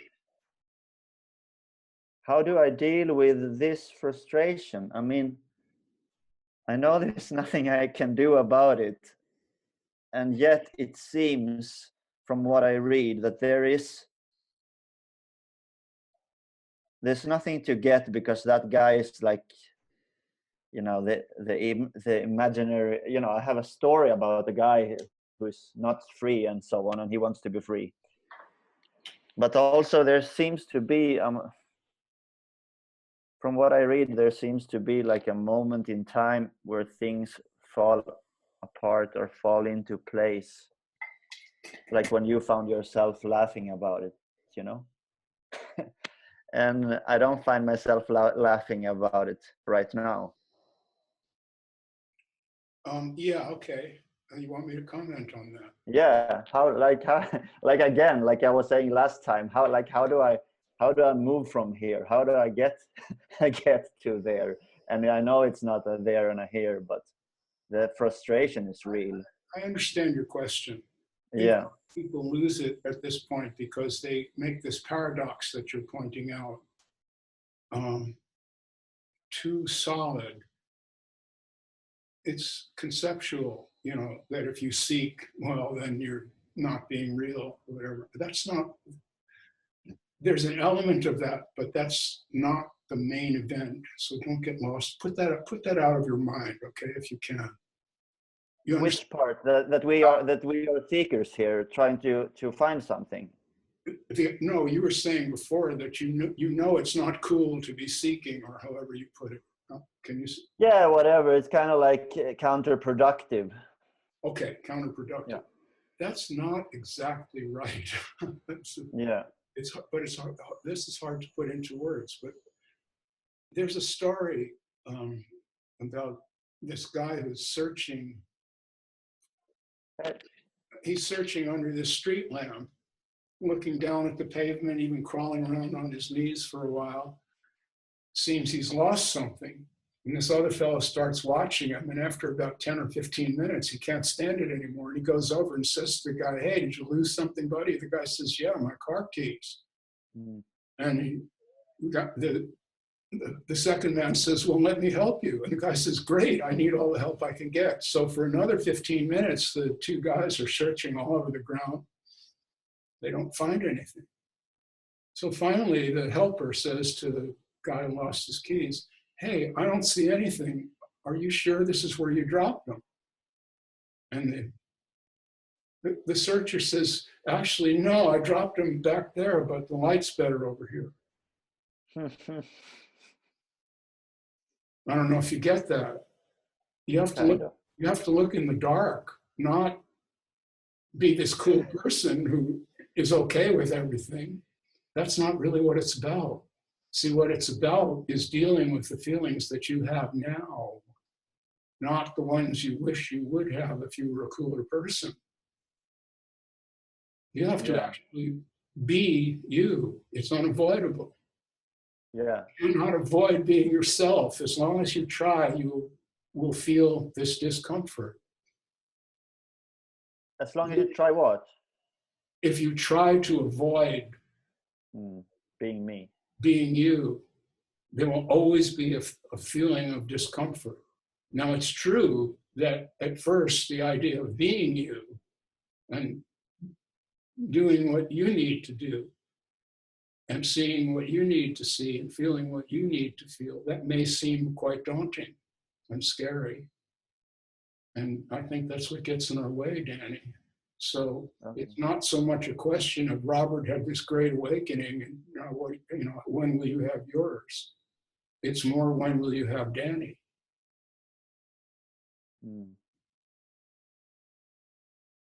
See, the awakening that I had was really something very simple, and I think anyone could actually see it. It's not that complicated. If you just sit there for a few minutes and observe your thoughts, you will see that you're not making them, and you have no control over them either. They just arise. You may try to banish them, but if they want to come back, they will. They're not your thoughts, they're thoughts. They're the ones that happen to be in your mind at the time. But we all have the same thoughts, more or less, from time to time. So I just understand that I'm not speaking. The I call Robert is not speaking. These thoughts are speaking. I'm not controlling my mouth to shape the words. I'm not breathing in and out in order to have the air to vibrate the vocal cords and produce these words. There's no doer. There's the observer of all of this. And when we identify with that as if it were this one permanent thing, then we're in this painful zone. What needs to be seen, in my view, in my opinion, is that what's really happening here is a kind of artificial assembling of different sensory data that are coming from both the outside and apparently from the inside in the form of thought. So we have visual perceptions, we have auditory perceptions, we have tactile perceptions, and we have thoughts.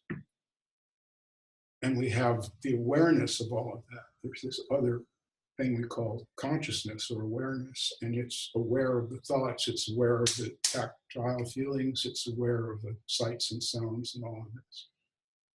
All of that gets assembled together into an actual world, the world we see, which we know very well that's not really the way that world is. It's all energy or vibrations or whatever that means, which we don't know what that is either. But the assembling goes on, and now I wake up in the morning, I open my eyes, and I have a world all around me.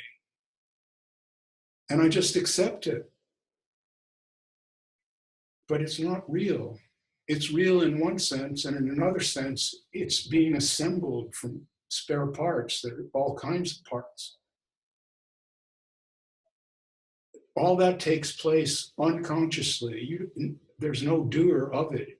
These things occur, sights and sounds and all the rest of it. We assemble them into a thing that we call me, and we identify that. But that me is a ghost in the machine. I'm not saying there's no you, but what I'm saying is you're not a ghost. So what am I then? That's what you need to find. That's Yeah. exactly the point. And I am no guru. I'm not going to stand here and give you an answer to such a question. Of course not. But No, that's not the way it works. I'm sorry. no, of course not. But yet I'm here, you know, looking for something. Yeah, of course you are. Yeah, Because I assume that you have something to teach me, you know. I do. I do have something to teach you, but it's not the answers, it's the questions. Yeah. You have to ask yourself more serious questions if you want better answers, Danny. Not questions like what's wrong with me, which is a very shallow question, but what is this? Who am I? That's the question they've always asked, and that's the question that you have to get down to, man. So if you want to call me a guru, fine. My teaching, oh child, is that you have to find out who is this myself that I keep stumbling across. But here is where it gets, you know, complicated. But because then again, I'm not a doer, and I don't control my mind. Yet I have to ask the right questions, you know. This is how I started off, and I'm going to leave you with this. I understand that paradox, but that paradox is an escapist tactic. It's a tactic of escapism. Yeah. Yes, there is something paradoxical about everything. There's something paradoxical about sitting here talking into a screen. I mean, the whole thing is fucked up, if you want to look at it that way. But don't get fixated on that. There's something much deeper. There's this sense of being. There's this sense of aliveness. I am. Prior to paradox and sexual desires and all. Forget all that for a moment. It's there. I get that. We're all human. But prior to that, there's something here that we keep calling me or myself. That's what you need to find out. What is that? Who is that? And if I sat there like one of these idiots that inhabits the internet like rats on a sinking fucking ship, then I would give you the answer. I would say, oh, it's simple. All you are is consciousness. Or I would say, love is all there is. Or one of these platitudes. And you would buy that, would you? There we go. Namaste. I don't think you would buy that, man. No. Well, thank God. That's why you're here. Not to. It's fine to be influenced by Robert. I think I'm a cool guy. I think I'm putting out some good vibes. A lot of people think so. I'm willing to accept that. But I'm not here to supply answers. I don't have them. Awakening never ends. When you see that, then you're really alive. If you already think, I know, you're dead. You're pinned down like a butterfly in some collection. Okay? Fly on. It's this aliveness. We're all in the same boat. We're all finding out together. I spent a couple of hours with my dear friend Robert Hall. Robert is dying. It was just such a great 2 hours we had. Very honest, and Robert is still learning while he's dying. It's beautiful. He's alive. I hope you understand that. There's no end. I hope so too. It's just a wheel. Round and around it goes, and we all occupy our positions on that wheel in due time. And after one revolution, sayonara, baby, we're putting someone else on the wheel now. Take that place that you were taking up.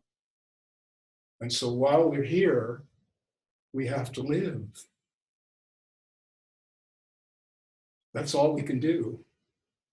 the explanations and the spirituality and all that nonsense is nonsense. Do you still have questions? Of course, the only reason I don't, I don't have any questions. That, of course, was kind of a reflex. I don't have any questions, but that's not because there aren't any questions. It's because I don't entertain them. But that's something else. You're not there. You're where you are.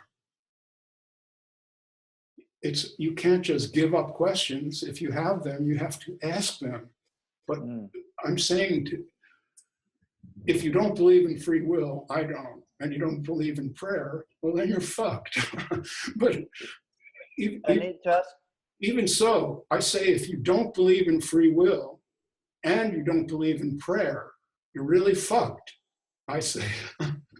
But even if you don't believe in free will, I don't, or you don't believe in prayer, I don't, you still have to wish and pray to have a better class of questions. So whatever it takes, if it takes associating with a wild man like me and the rest of my friends here, or it just, you have to find your way, Danny. I want to ask you one last thing. So the sensation, the let's say the uneasiness I'm feeling, could we say that could be like an escapism, that actually it's a nagging question? I need to see a question, find the question in that. The nagging feeling needs to be translated into a question. What I'm saying, Danny, is that there is no reply to any question in the world that I know that will end anxiety. Okay. That's not how it happens. Not by getting the correct answer to some question. There is no correct answer. That's what the anxiety is all about. We are born, we live, we suffer, and we die. And that's a fact.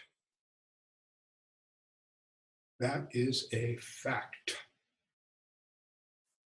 And I see people talking all around it in every direction, trying to escape from it by various means. Religion is one of them, spirituality, psychedelic drugs, hedonistic sex, whatever it is, it's all the same thing. So if you want to have a real life, you have to understand that you are in a time-limited situation, playing a game that no one can win. And then, if you have a question, it might be a question that can help ease this anxiety. That would be a good question. But no one's going to whisper the answer, and no little birdie's going to come along. It's not like that. It's about holding the question.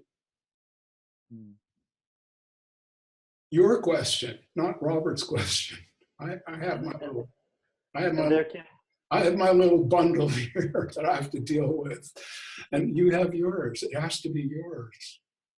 And there can be peace in holding the question. Say this again. And there can be peace in holding the question. Will I find my peace in holding the question? There is. I will tell you this. I'll go this far. So you're trying to corner me. I won't allow it. I will not sit on anybody's pedestal. I refuse. I'm being honest. I'm putting myself out here, for better or worse. I sometimes feel embarrassed by some of these things that come out of my mouth. I'm just sitting here talking. I will say this much. There is such a thing, in my experience, as complete peace of mind, if that's what you're asking. Peace of mind. Robert Saltzman can just sit here. Not meditating, Just sit here on the That park sounds, bench, on the park bench. that sounds good enough to me. Okay, so that's peace of mind. You're at peace with your mind. It's Yeah. your mind is what you have to find. Depending on no thing, you must find your own mind. Depending on no thing, nothing, you must find your own mind. That's what the sixth patriarch of Zen, Linji, overheard one day. Oh, it's a good story. Linji was a illiterate woodcutter who made his meager living going into the forest every day, collecting a load of wood and bringing it into the city to sell.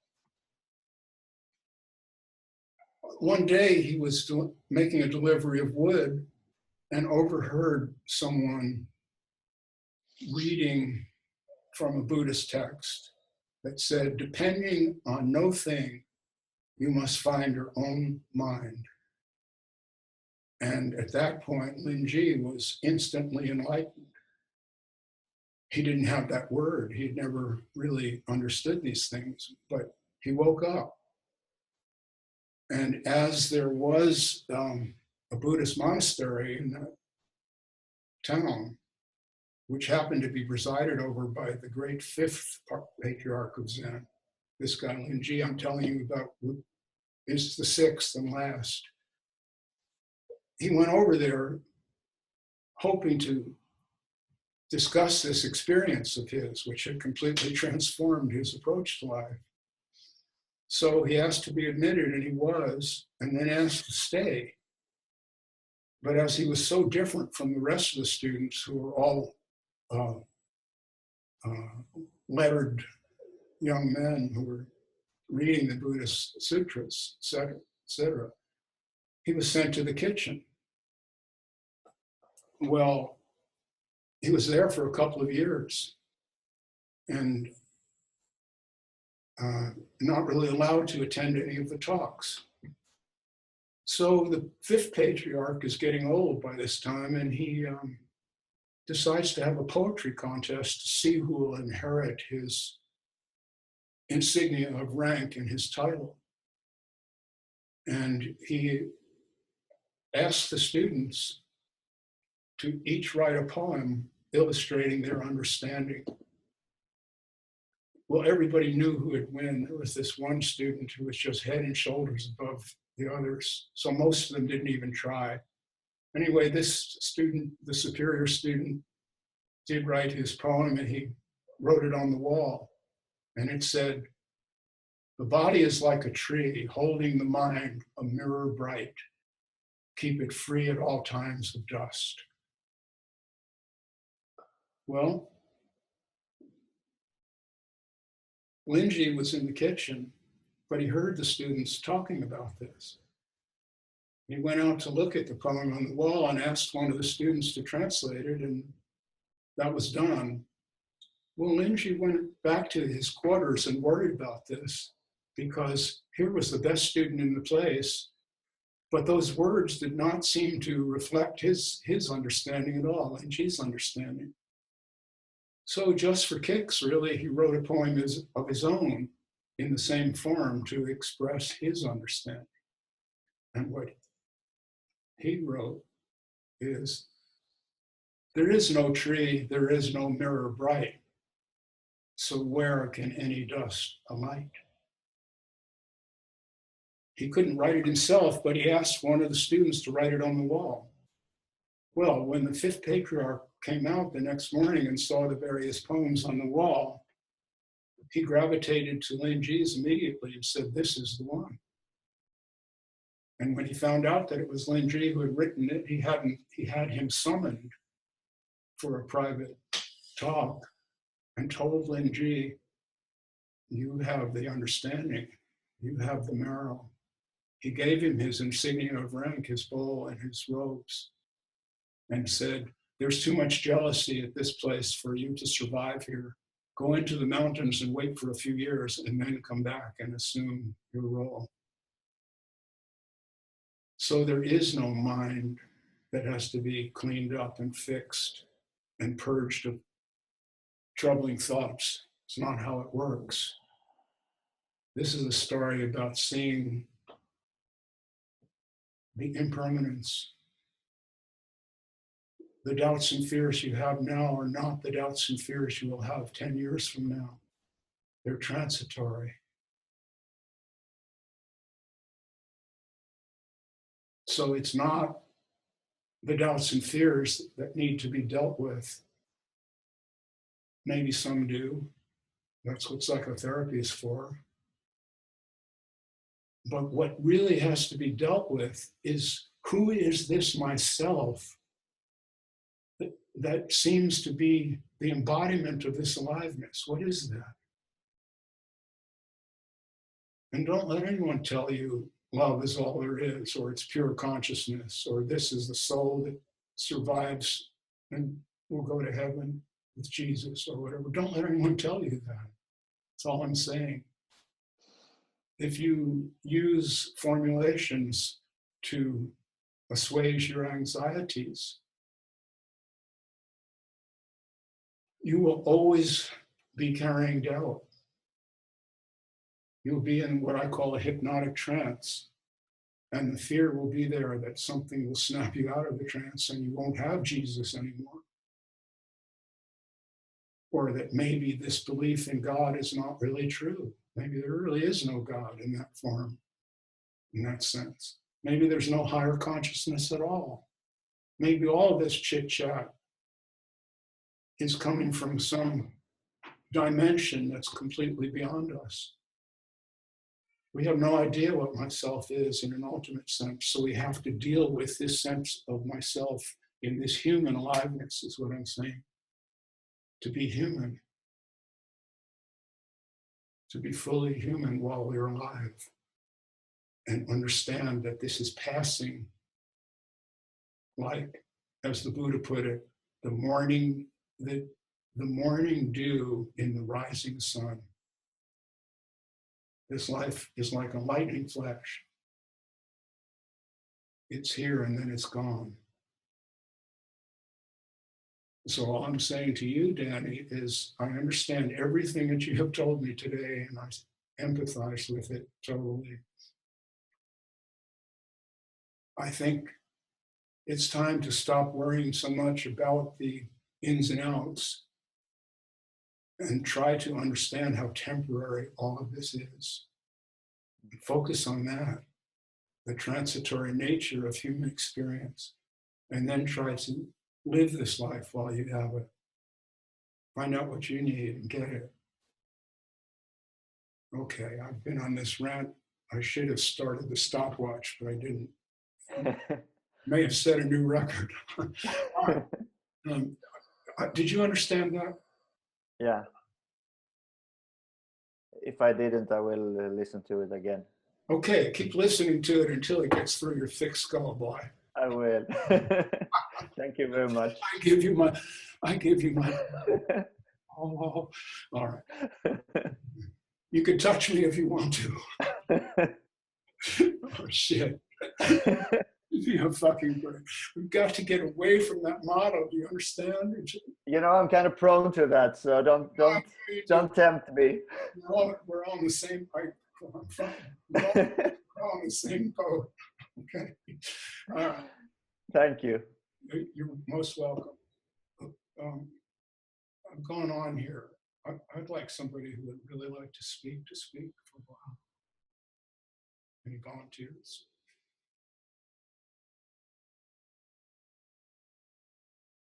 Okay. Well, if there's no one else who wants to join in the fun, I'll call I'll it. speak. I'll speak. You got the I'll phone. speak. You got it. Okay, thanks. Yeah, I think when you were speaking, Dan, as I've been sitting listening, I've been struggling to connect to the call today, partly because I'm tired. but I could feel myself, you know, you speaking, Danny, about the seeker, or trying to, you know, what am I, that part of me that wants to get something out of this, you know, that part that wants to get something. And I could feel that part slightly activated. And I just, oh.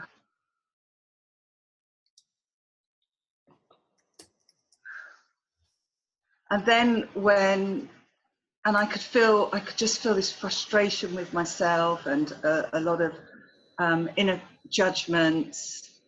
And then suddenly when you spoke about, you know, really getting this impermanence, I think, that's when something in me broke and I started to feel sad and, or not even sad, relief, you know,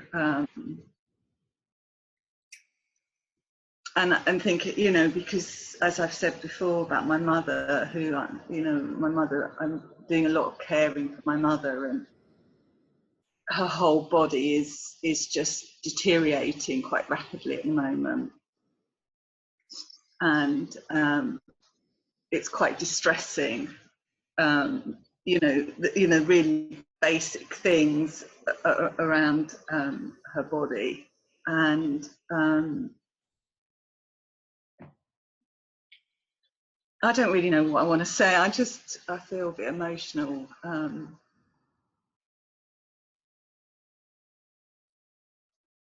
It's that I don't know what I want to say.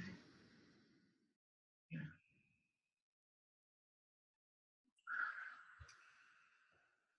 Okay, that's okay, Natalie. John Troy had his hand up and I just noticed it. So I'd like to take a break. Yeah. Let's let John Troy, if he's still here, jump in. Are you, John? Yeah, I'm here. Doctrines of sin bring about frets, regrets, worries. It marries us to the storyline in our head. Then there's the seeking to be saved from the sins that we think we have committed. And I find that all doctrines of sin is learned ignorance. There is as many right and wrongs as there are human beings, and no two alike. Doctrines of sin bring shame and guilt. I think the newest doctrine of sin, which is one of the oldest doctrine of sins, is something called karma. Oh, that's their bad karma. That's his good karma. That's a bunch of BS in my book. The whole karma rap. The karma and reincarnation rap is all about a caste system in India. That's it. It's about a caste system.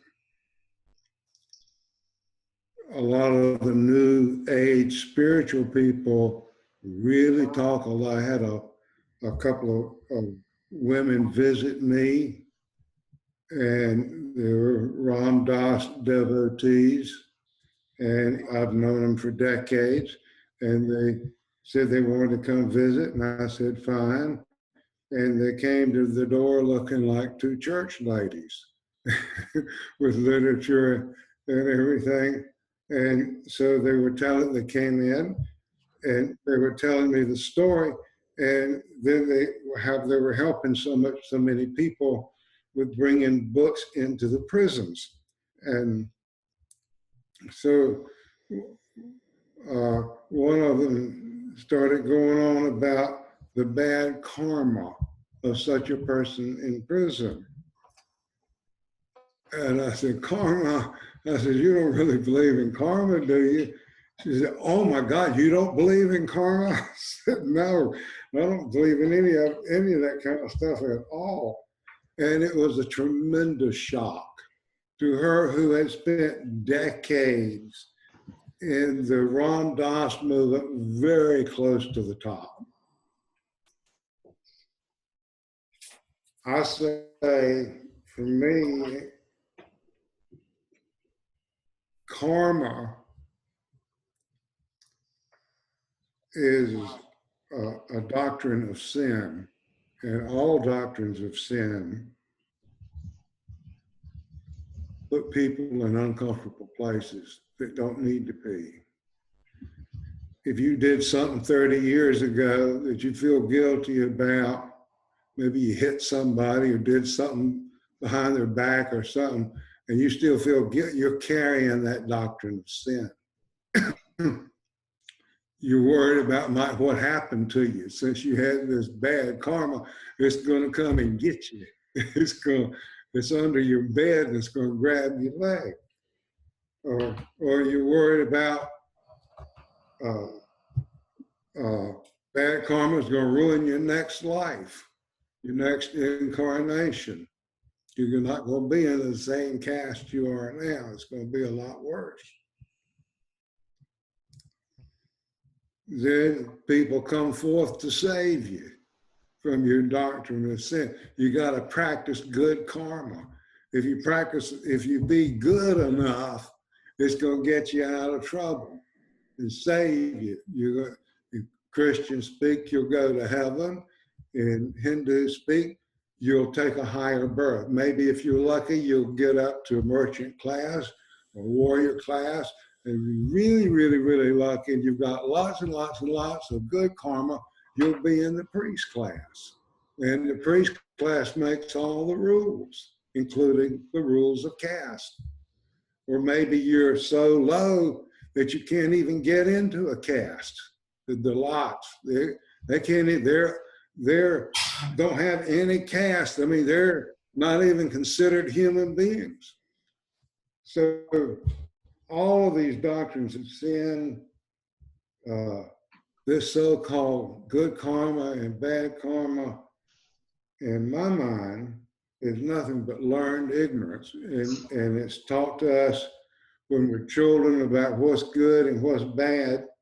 And it's in there really deep. And to see that there's the storyline is really thoughts of the thoughtless.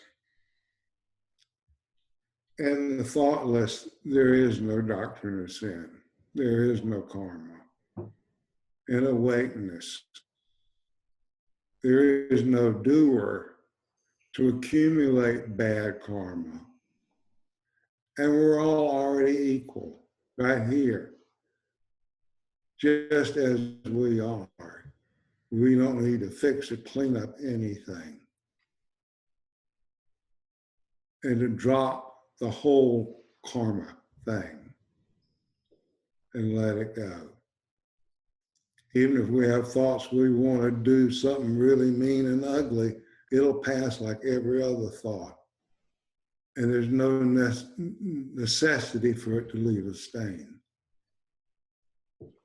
That's my take on it. And engaging in thoughts framed in doctrines of sin that you find in almost every single spiritual or religious group doesn't do anything to bring anxiety, it increases it.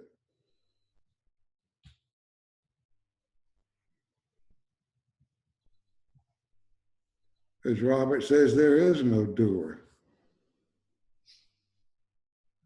The thoughtless is not doing anything. I think it might be in Buddha speak or one of those back in there, Robert might know, there's a quote in there, and I don't know who said it or where it came from.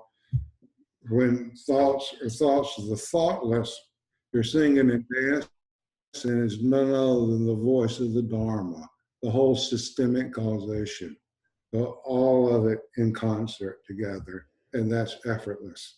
It happens, your life happens effortlessly. And it's already happening effortlessly. And buying into any karma is just learned ignorance. Free will, really free will, is that voice of the Dharma, the concert of everything playing together without any interference from a doer. That's truly free will, not the will of the karmic storyline that's imprisoned in a doctrine of sin.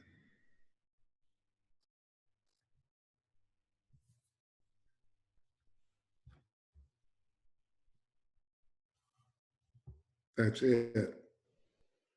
Okay. Yeah, it's great, John. Thank you. What you were calling systemic, I can't remember the word you use. In Buddhism, that's called codependent origination, which means that all of this comes into being together and simultaneously. There's no outside cause. It's just one happening. And to go back to what Danny was asking, is there any peace? And I said, yes, there was, but it's not the answer to a question. It's just noticing that you're not the doer. That's no question. That's not the answer to any question. What am I? I say you're not the doer. Well, but what am, if okay, I'm not that, but what am I? You see, there's no answer. That I'm not offering an answer to that question. I'm telling you what you aren't, and that is the doer of all of this. And then as a psychologist, I use this other approach where I'm saying that I recommend radical self-acceptance, which is the same thing. You accept that the perceived myself, this thing I'm calling me, is not a doer. So you just accept it for what it is, a bunch of thoughts and feelings that are woven together somehow into a personality. We don't know how, it's mysterious. And that's not a thing. It's a happening, it's a collection of thoughts and feelings. It's not anything. It has no staying power. It's transient. So in each moment there's a death and a rebirth. There's the old Robert has to die and a new Robert has to be born. And conditions are always changing. So the Roberts have to keep changing. So that's codependent origination. We're all, if you weren't here listening to this, I wouldn't be saying these words. I'm not going to sit here looking at my own computer screen and rapping after all. So you see, so these words come out because they're being heard. Or when I write, because I'm writing so that someone will read them. Not so that, with the understanding that they will be read.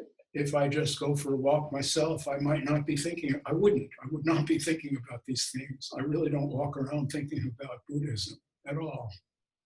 It's a nothing burger. I only speak about it because that's the vocabulary I guess I'm stuck with. That's where I made my bones. Like some old dinosaur.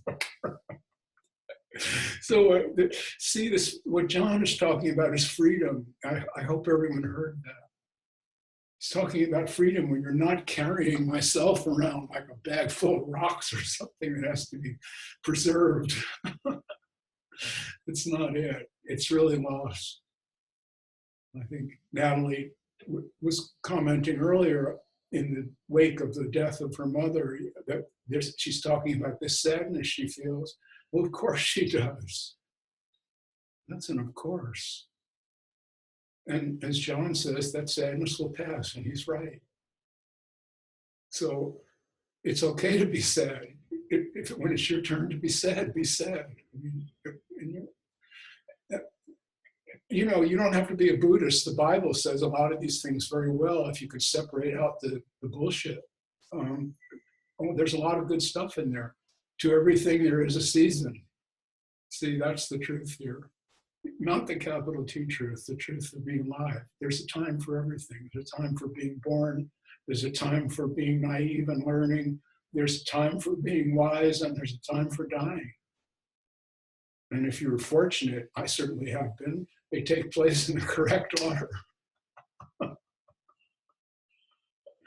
I want to go, before I finish this particular rant, I just want to go back to the previous meeting. My friend John, who I really dearly love, gave us this image of a human flowering.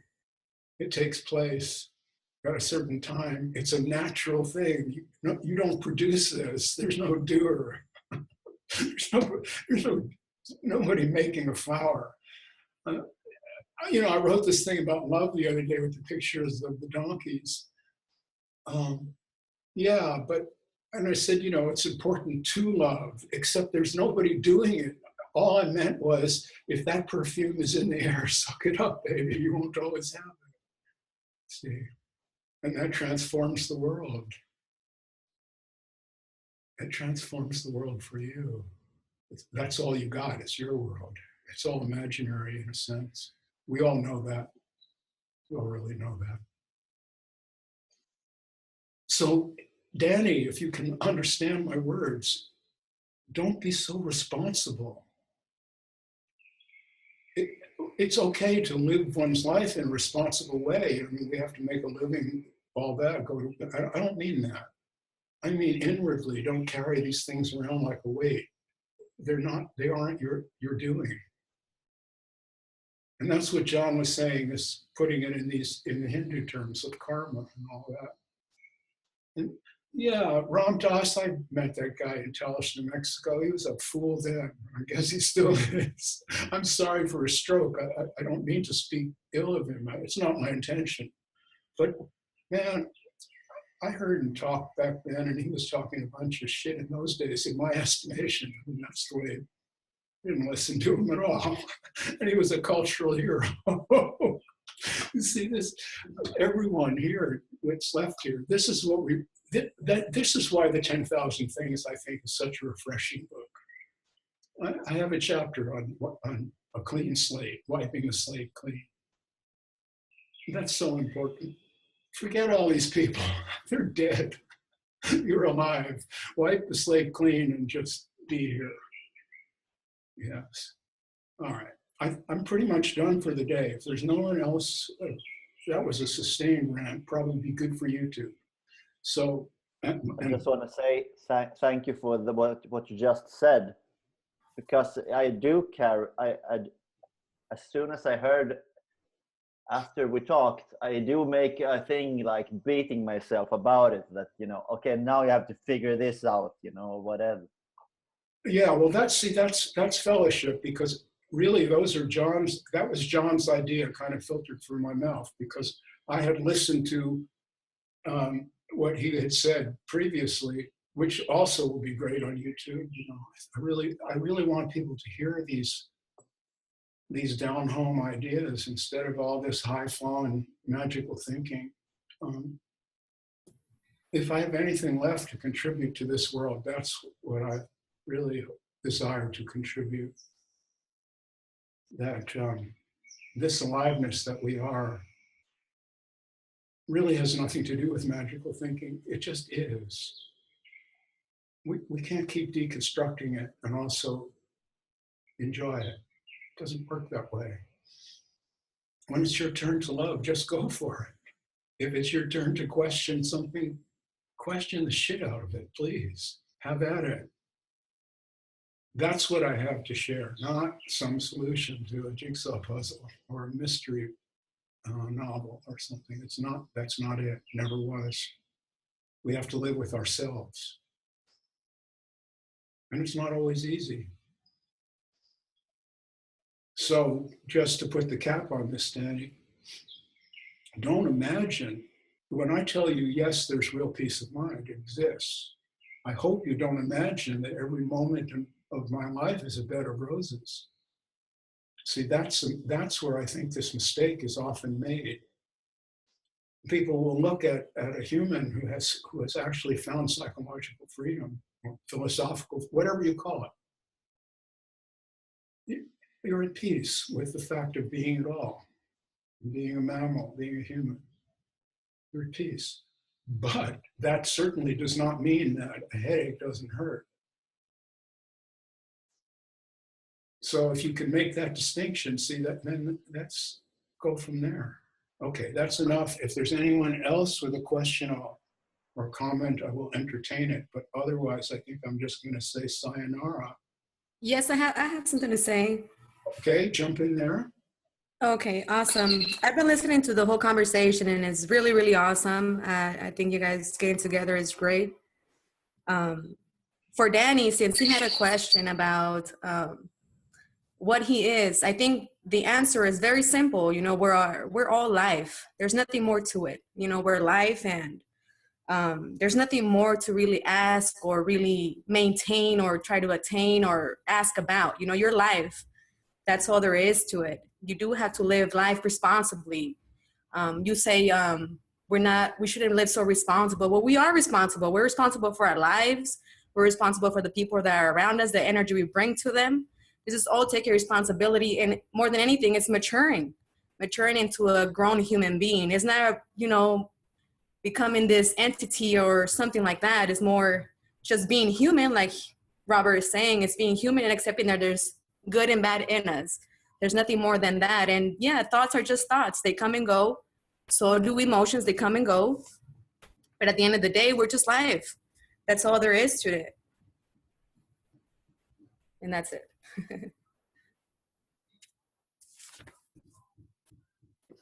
Are you called Thea? Yes, Thera. Thera. Yes. Thera. Thera. That's a very good statement. We're really this aliveness, and that's what we, and as far, well, okay, about the responsibility part, I mean, of course, we have to live our lives in a responsible way or else end up in some kind of deep shit one way or another. That's clear. But when I say don't be so responsible, try to understand that you aren't actually making your life. Your life is unfolding in an organic way, in the way that it must. And if you think that you're participating and shaping it, that's great. I think that's ultimately untrue. But if those feelings are there, they have to be honored while they're there. And for all I know, those feelings might be part of this unfolding that's not meant to be ignored, but meant to be worked with. So. No, of course we're not doing anything. I mean, ultimately it's the great big play, but in the more sensible, down to earth way, we do have to understand that we are responsible for our lives. Mm-hmm. You know, we do have to make some options. We do have to make some choices. Of course, we can't control the world around us. We cannot. If we could, our life will go exactly the way we want it to go. That's when we would know for sure that we're in control of life. When everything will go our way. Nothing goes our way, not most of the time, but we have to be responsible. We have to know, ideals are good. You know, ideals are good. You can have, you have a map. You're not going to hit it right on target, but you have something to bring ease to your mind. I think sometimes just telling people, oh, you don't know what you are, or it kind of makes them more confused. You know, it has to be a little clearer than just I'm not sure if I'm making very much sense, but you know, it's very simple. We're just life. We have to be responsible. We have to grow up. We have to stop crying. We have to just stand up and grow up. That's pretty much all there is to it. Okay. You had this feeling suddenly that you weren't making sense. I think you're making sense, but there's more to it. And that's probably more what you're feeling, that you've sketched out a certain outline of how you see things, but you're not fully done with that sketch. Might be some more investigating to go on about. I think sometimes just words makes things more complicated. You know, the best thing we can do is just sit in silence with each other. I think words are never going to get us anywhere. You know, they're the furthest thing from the truth. Being alive, you know, just being here, feeling what you're doing, feeling what you're feeling, being who you are. Yes, you may think bad things, but you know, let them go. It's okay. You're here. You're fine. That's all, you know, there's nothing more to it. Okay, so given what you just said, how many of those words that you just spoke would you like to take back? All of them. Oh, okay. Well, you see, that's the problem, isn't it? That's not a problem. It's the point that I'm saying. It's silence, being in silence, just being who you are. Words have no meaning because they're just words. They're just They're gonna leave. Whoa, they're not here. Whoa. I think you confused Danny more than anything. He was so confused. You see, you're advocating something that you're not modeling. You're not willing to model it. You're just willing to talk about it.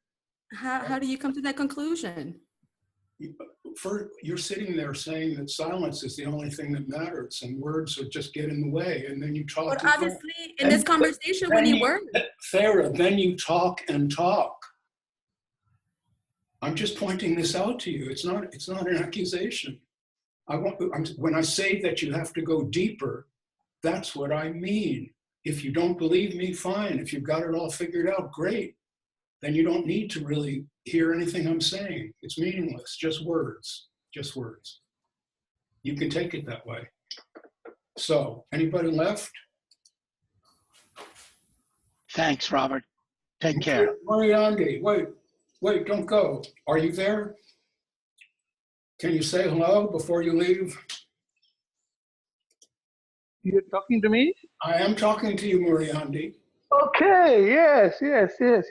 I fell asleep. It's almost 3:45 in Malaysia. Oh my God, you made an real effort. It's nice to see you. Yeah, it's nice to hear your voice. Yours too. Your voice. What's going on in Malaysia? Oh, we had a eventful week. We threw away a regime which was ruling the country for 61 years, a single party since independence, with no bloodshed. We had a general election last week.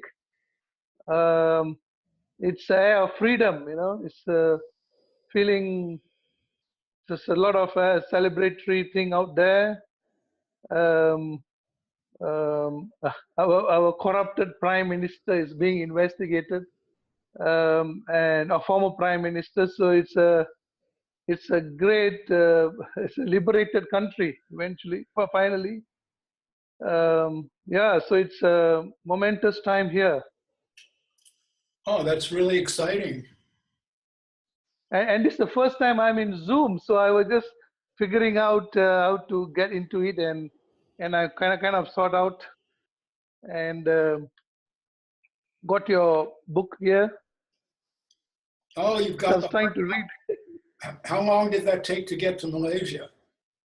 Well, it's a snail mail. I think it's about 1.5 months from Amazon in US. But if I want a speedier delivery, then I have to pay almost double the amount of the cost of the book for it to come like in 3 days or 4 days. But because sometimes I buy 10 books at a time, so it's be too costly to ship it express. So I'm only somewhere like 1/3 of your book, and I said, Robert, it's so beautiful,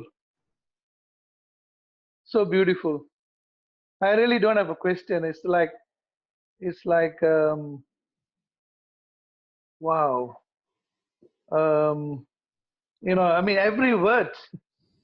I can't progress because it's so, you read one line and you feel, and I'm thinking over it for a day, then you go back another line. I'm not talking a paragraph, a single line. It's unbelievable. This book is,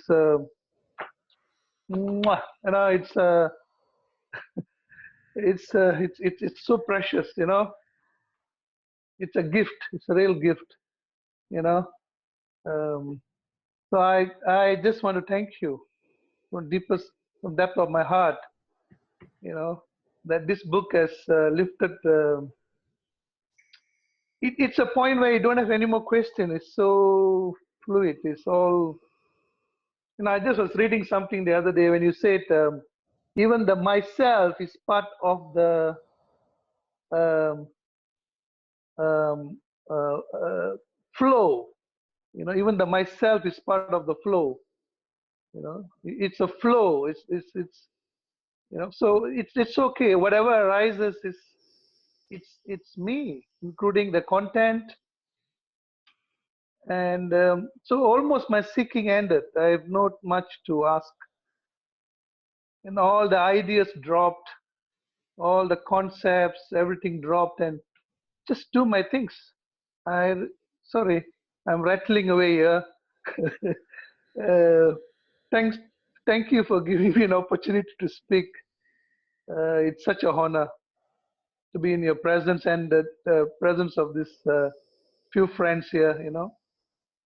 John, thank you for being here. You speak very slowly, but every word counts. It's great to have John in the meeting as well. Thank you. That's really beautiful. Thank you. I keep hearing this about the 10,000 Things book. It's amazing. The first reader of that book was my friend Robert Hall, who's dying now. He wrote the introduction.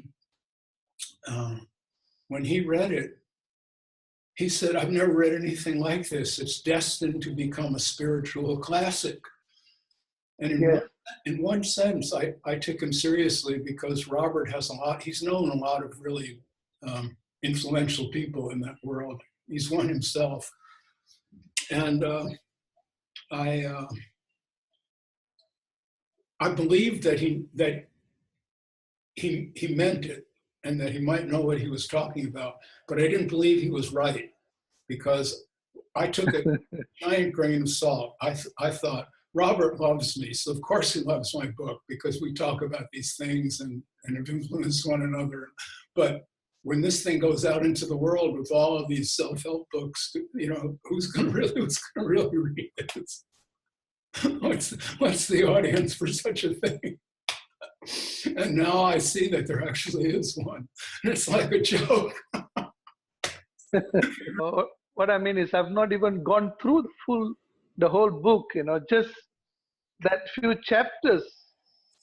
It's like complete, I can't go through it anymore. It's so deep. I have keep rereading the same stuff over and over again, over and over again, over and over again. It's like, how could anybody put it in so deliciously, Because your language, command of your language, your English is so, I don't know, it's just so precise. It captures the essence. It's not wordy. It's there. Every line.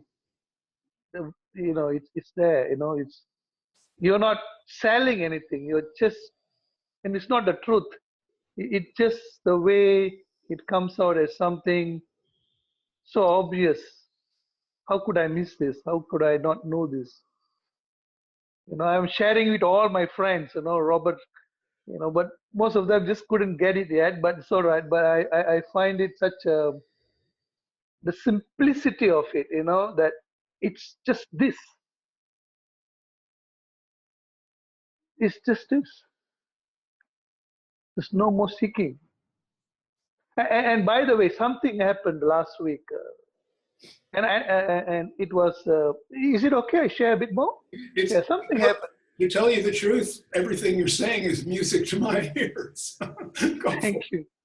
You know, when I first read you, even before I read the book, interviews and all that, you know, I did message to you and I said, can I drop by to see you? And you said you're not well, you're not really meeting people and all that. It was such a, how could someone speak the way you speak? It's such a, it's so penetrating. It it's so obvious, nothing to debate, you know.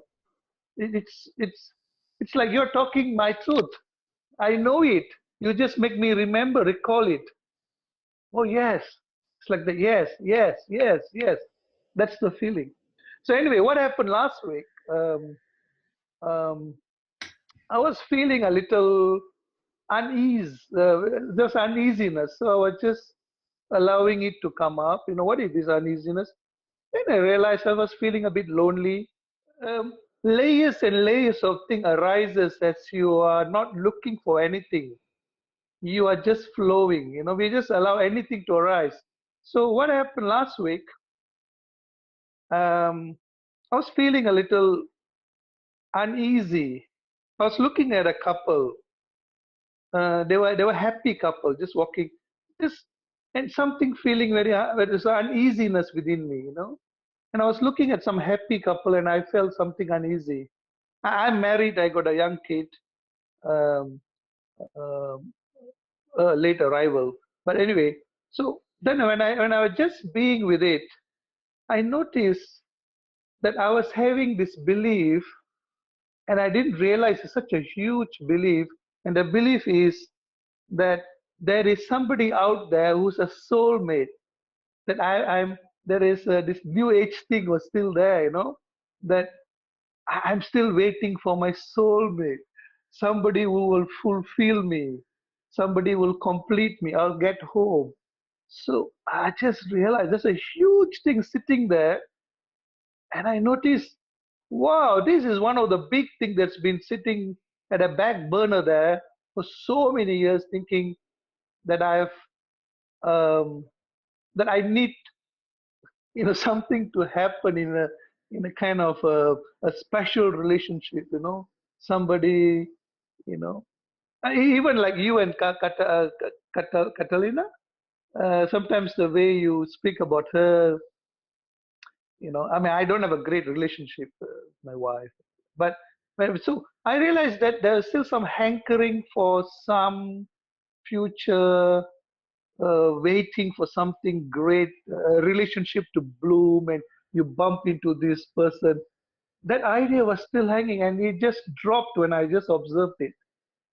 And it was such a huge relief, and I realized I got to eat what's on my plate. He keep telling me, you know, what is on my plate. This is it. What's on my plate now, you know. I can't, you know, there's no something to, you know. But it was there sitting all the while, you know, and it just, but a couple of weeks or last week, you know. And such a huge relief that belief system that there's somebody special out there that I'll meet, you know. So yeah, just be, let everything arise and be allowed to flow, and it will, you know, everything is a fluid, as we, you know, it comes and eventually it will just dissolve or not, you know, it really doesn't matter. But there was a huge emptying, a kind of sensation I had about a week ago, and I realized there's something behind here. Well, it's really great to hear this. I'm so glad that you have that book. Glad there's a copy of it in Malaysia. I guess they're rare. Yeah, I think it's the only book. The only copy. It's the only copy of Malaysia. No, I have a collection of every kind of non-dual book on my shelf there, but I think this is it. You know, this is it. Well, I don't need to do anything more. I don't really consider that's a book about non-duality. I'm not really interested in non-duality. I mean, I guess it's okay. Yeah. I get it. It's a philosophical idea that I don't think really takes in the entire flavor of this aliveness. Somehow it leaves something out. I can't say what it is exactly. If I could probably write another book. But no, it's not about non-duality. It's about being at all. At all. Not everyone is. That's what I mean by hypnotic trance. See, I know that sounds harsh in a way, but when I look at my fellow humans, I see that masses of us are kind of marching through this life almost like, well, they're hypnotized. They don't really get themselves. I wish I could put this into words right now, but I can't. But I think the value that some people are seeing in my work is we all really know that. We all really know the walking dead are among us. We pass them in the supermarket or whatever. And we know we've got something else that we feel and that we want to express while we're here. It's good to be alive while you're alive. Yes. My friend Robert is now really dying. I went to see him. He's so alive. He's alive, much more alive than most people who aren't dying. I can tell you that. So I really feel happy to be around him, even though there's a certain grief involved. Of course there is. Losing a dear friend who really gets me. That's a wound to a person like me. I don't have millions of friends like that. That's going to be tough. But he's leaving me such a beautiful understanding of how to go about this, modeling something very, very lovely. So I think that's partly what I can do here in my turn. You know, I feel my impermanence. I feel the ending. It may not be that soon. I don't know, but the days of wine and roses are in the rearview mirror. And yet I'm still happy, and that's what I have to share. Robert, I just wanted to add one thing.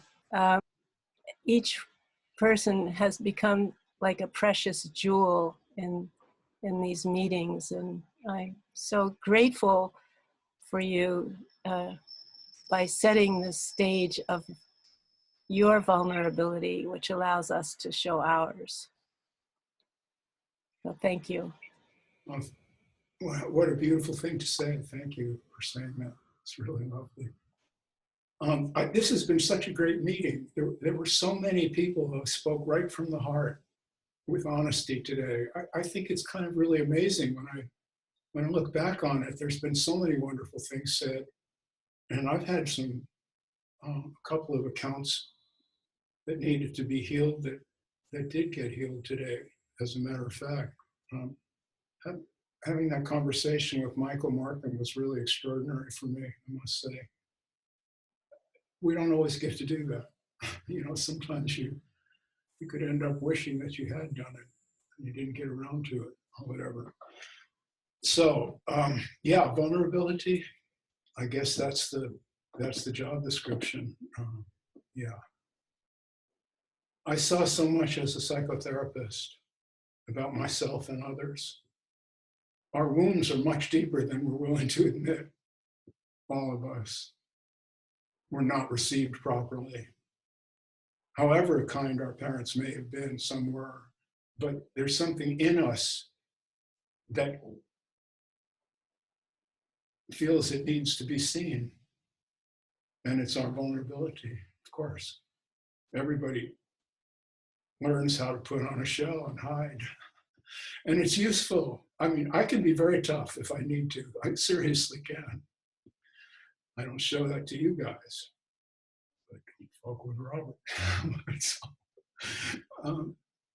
But you see, if we're stuck in that posture, then we don't get to hug a donkey and have it bring tears to your eyes. You can't really have both. You have to decide which way you want to go. And what I found is that personal contact is the best thing that got going for us.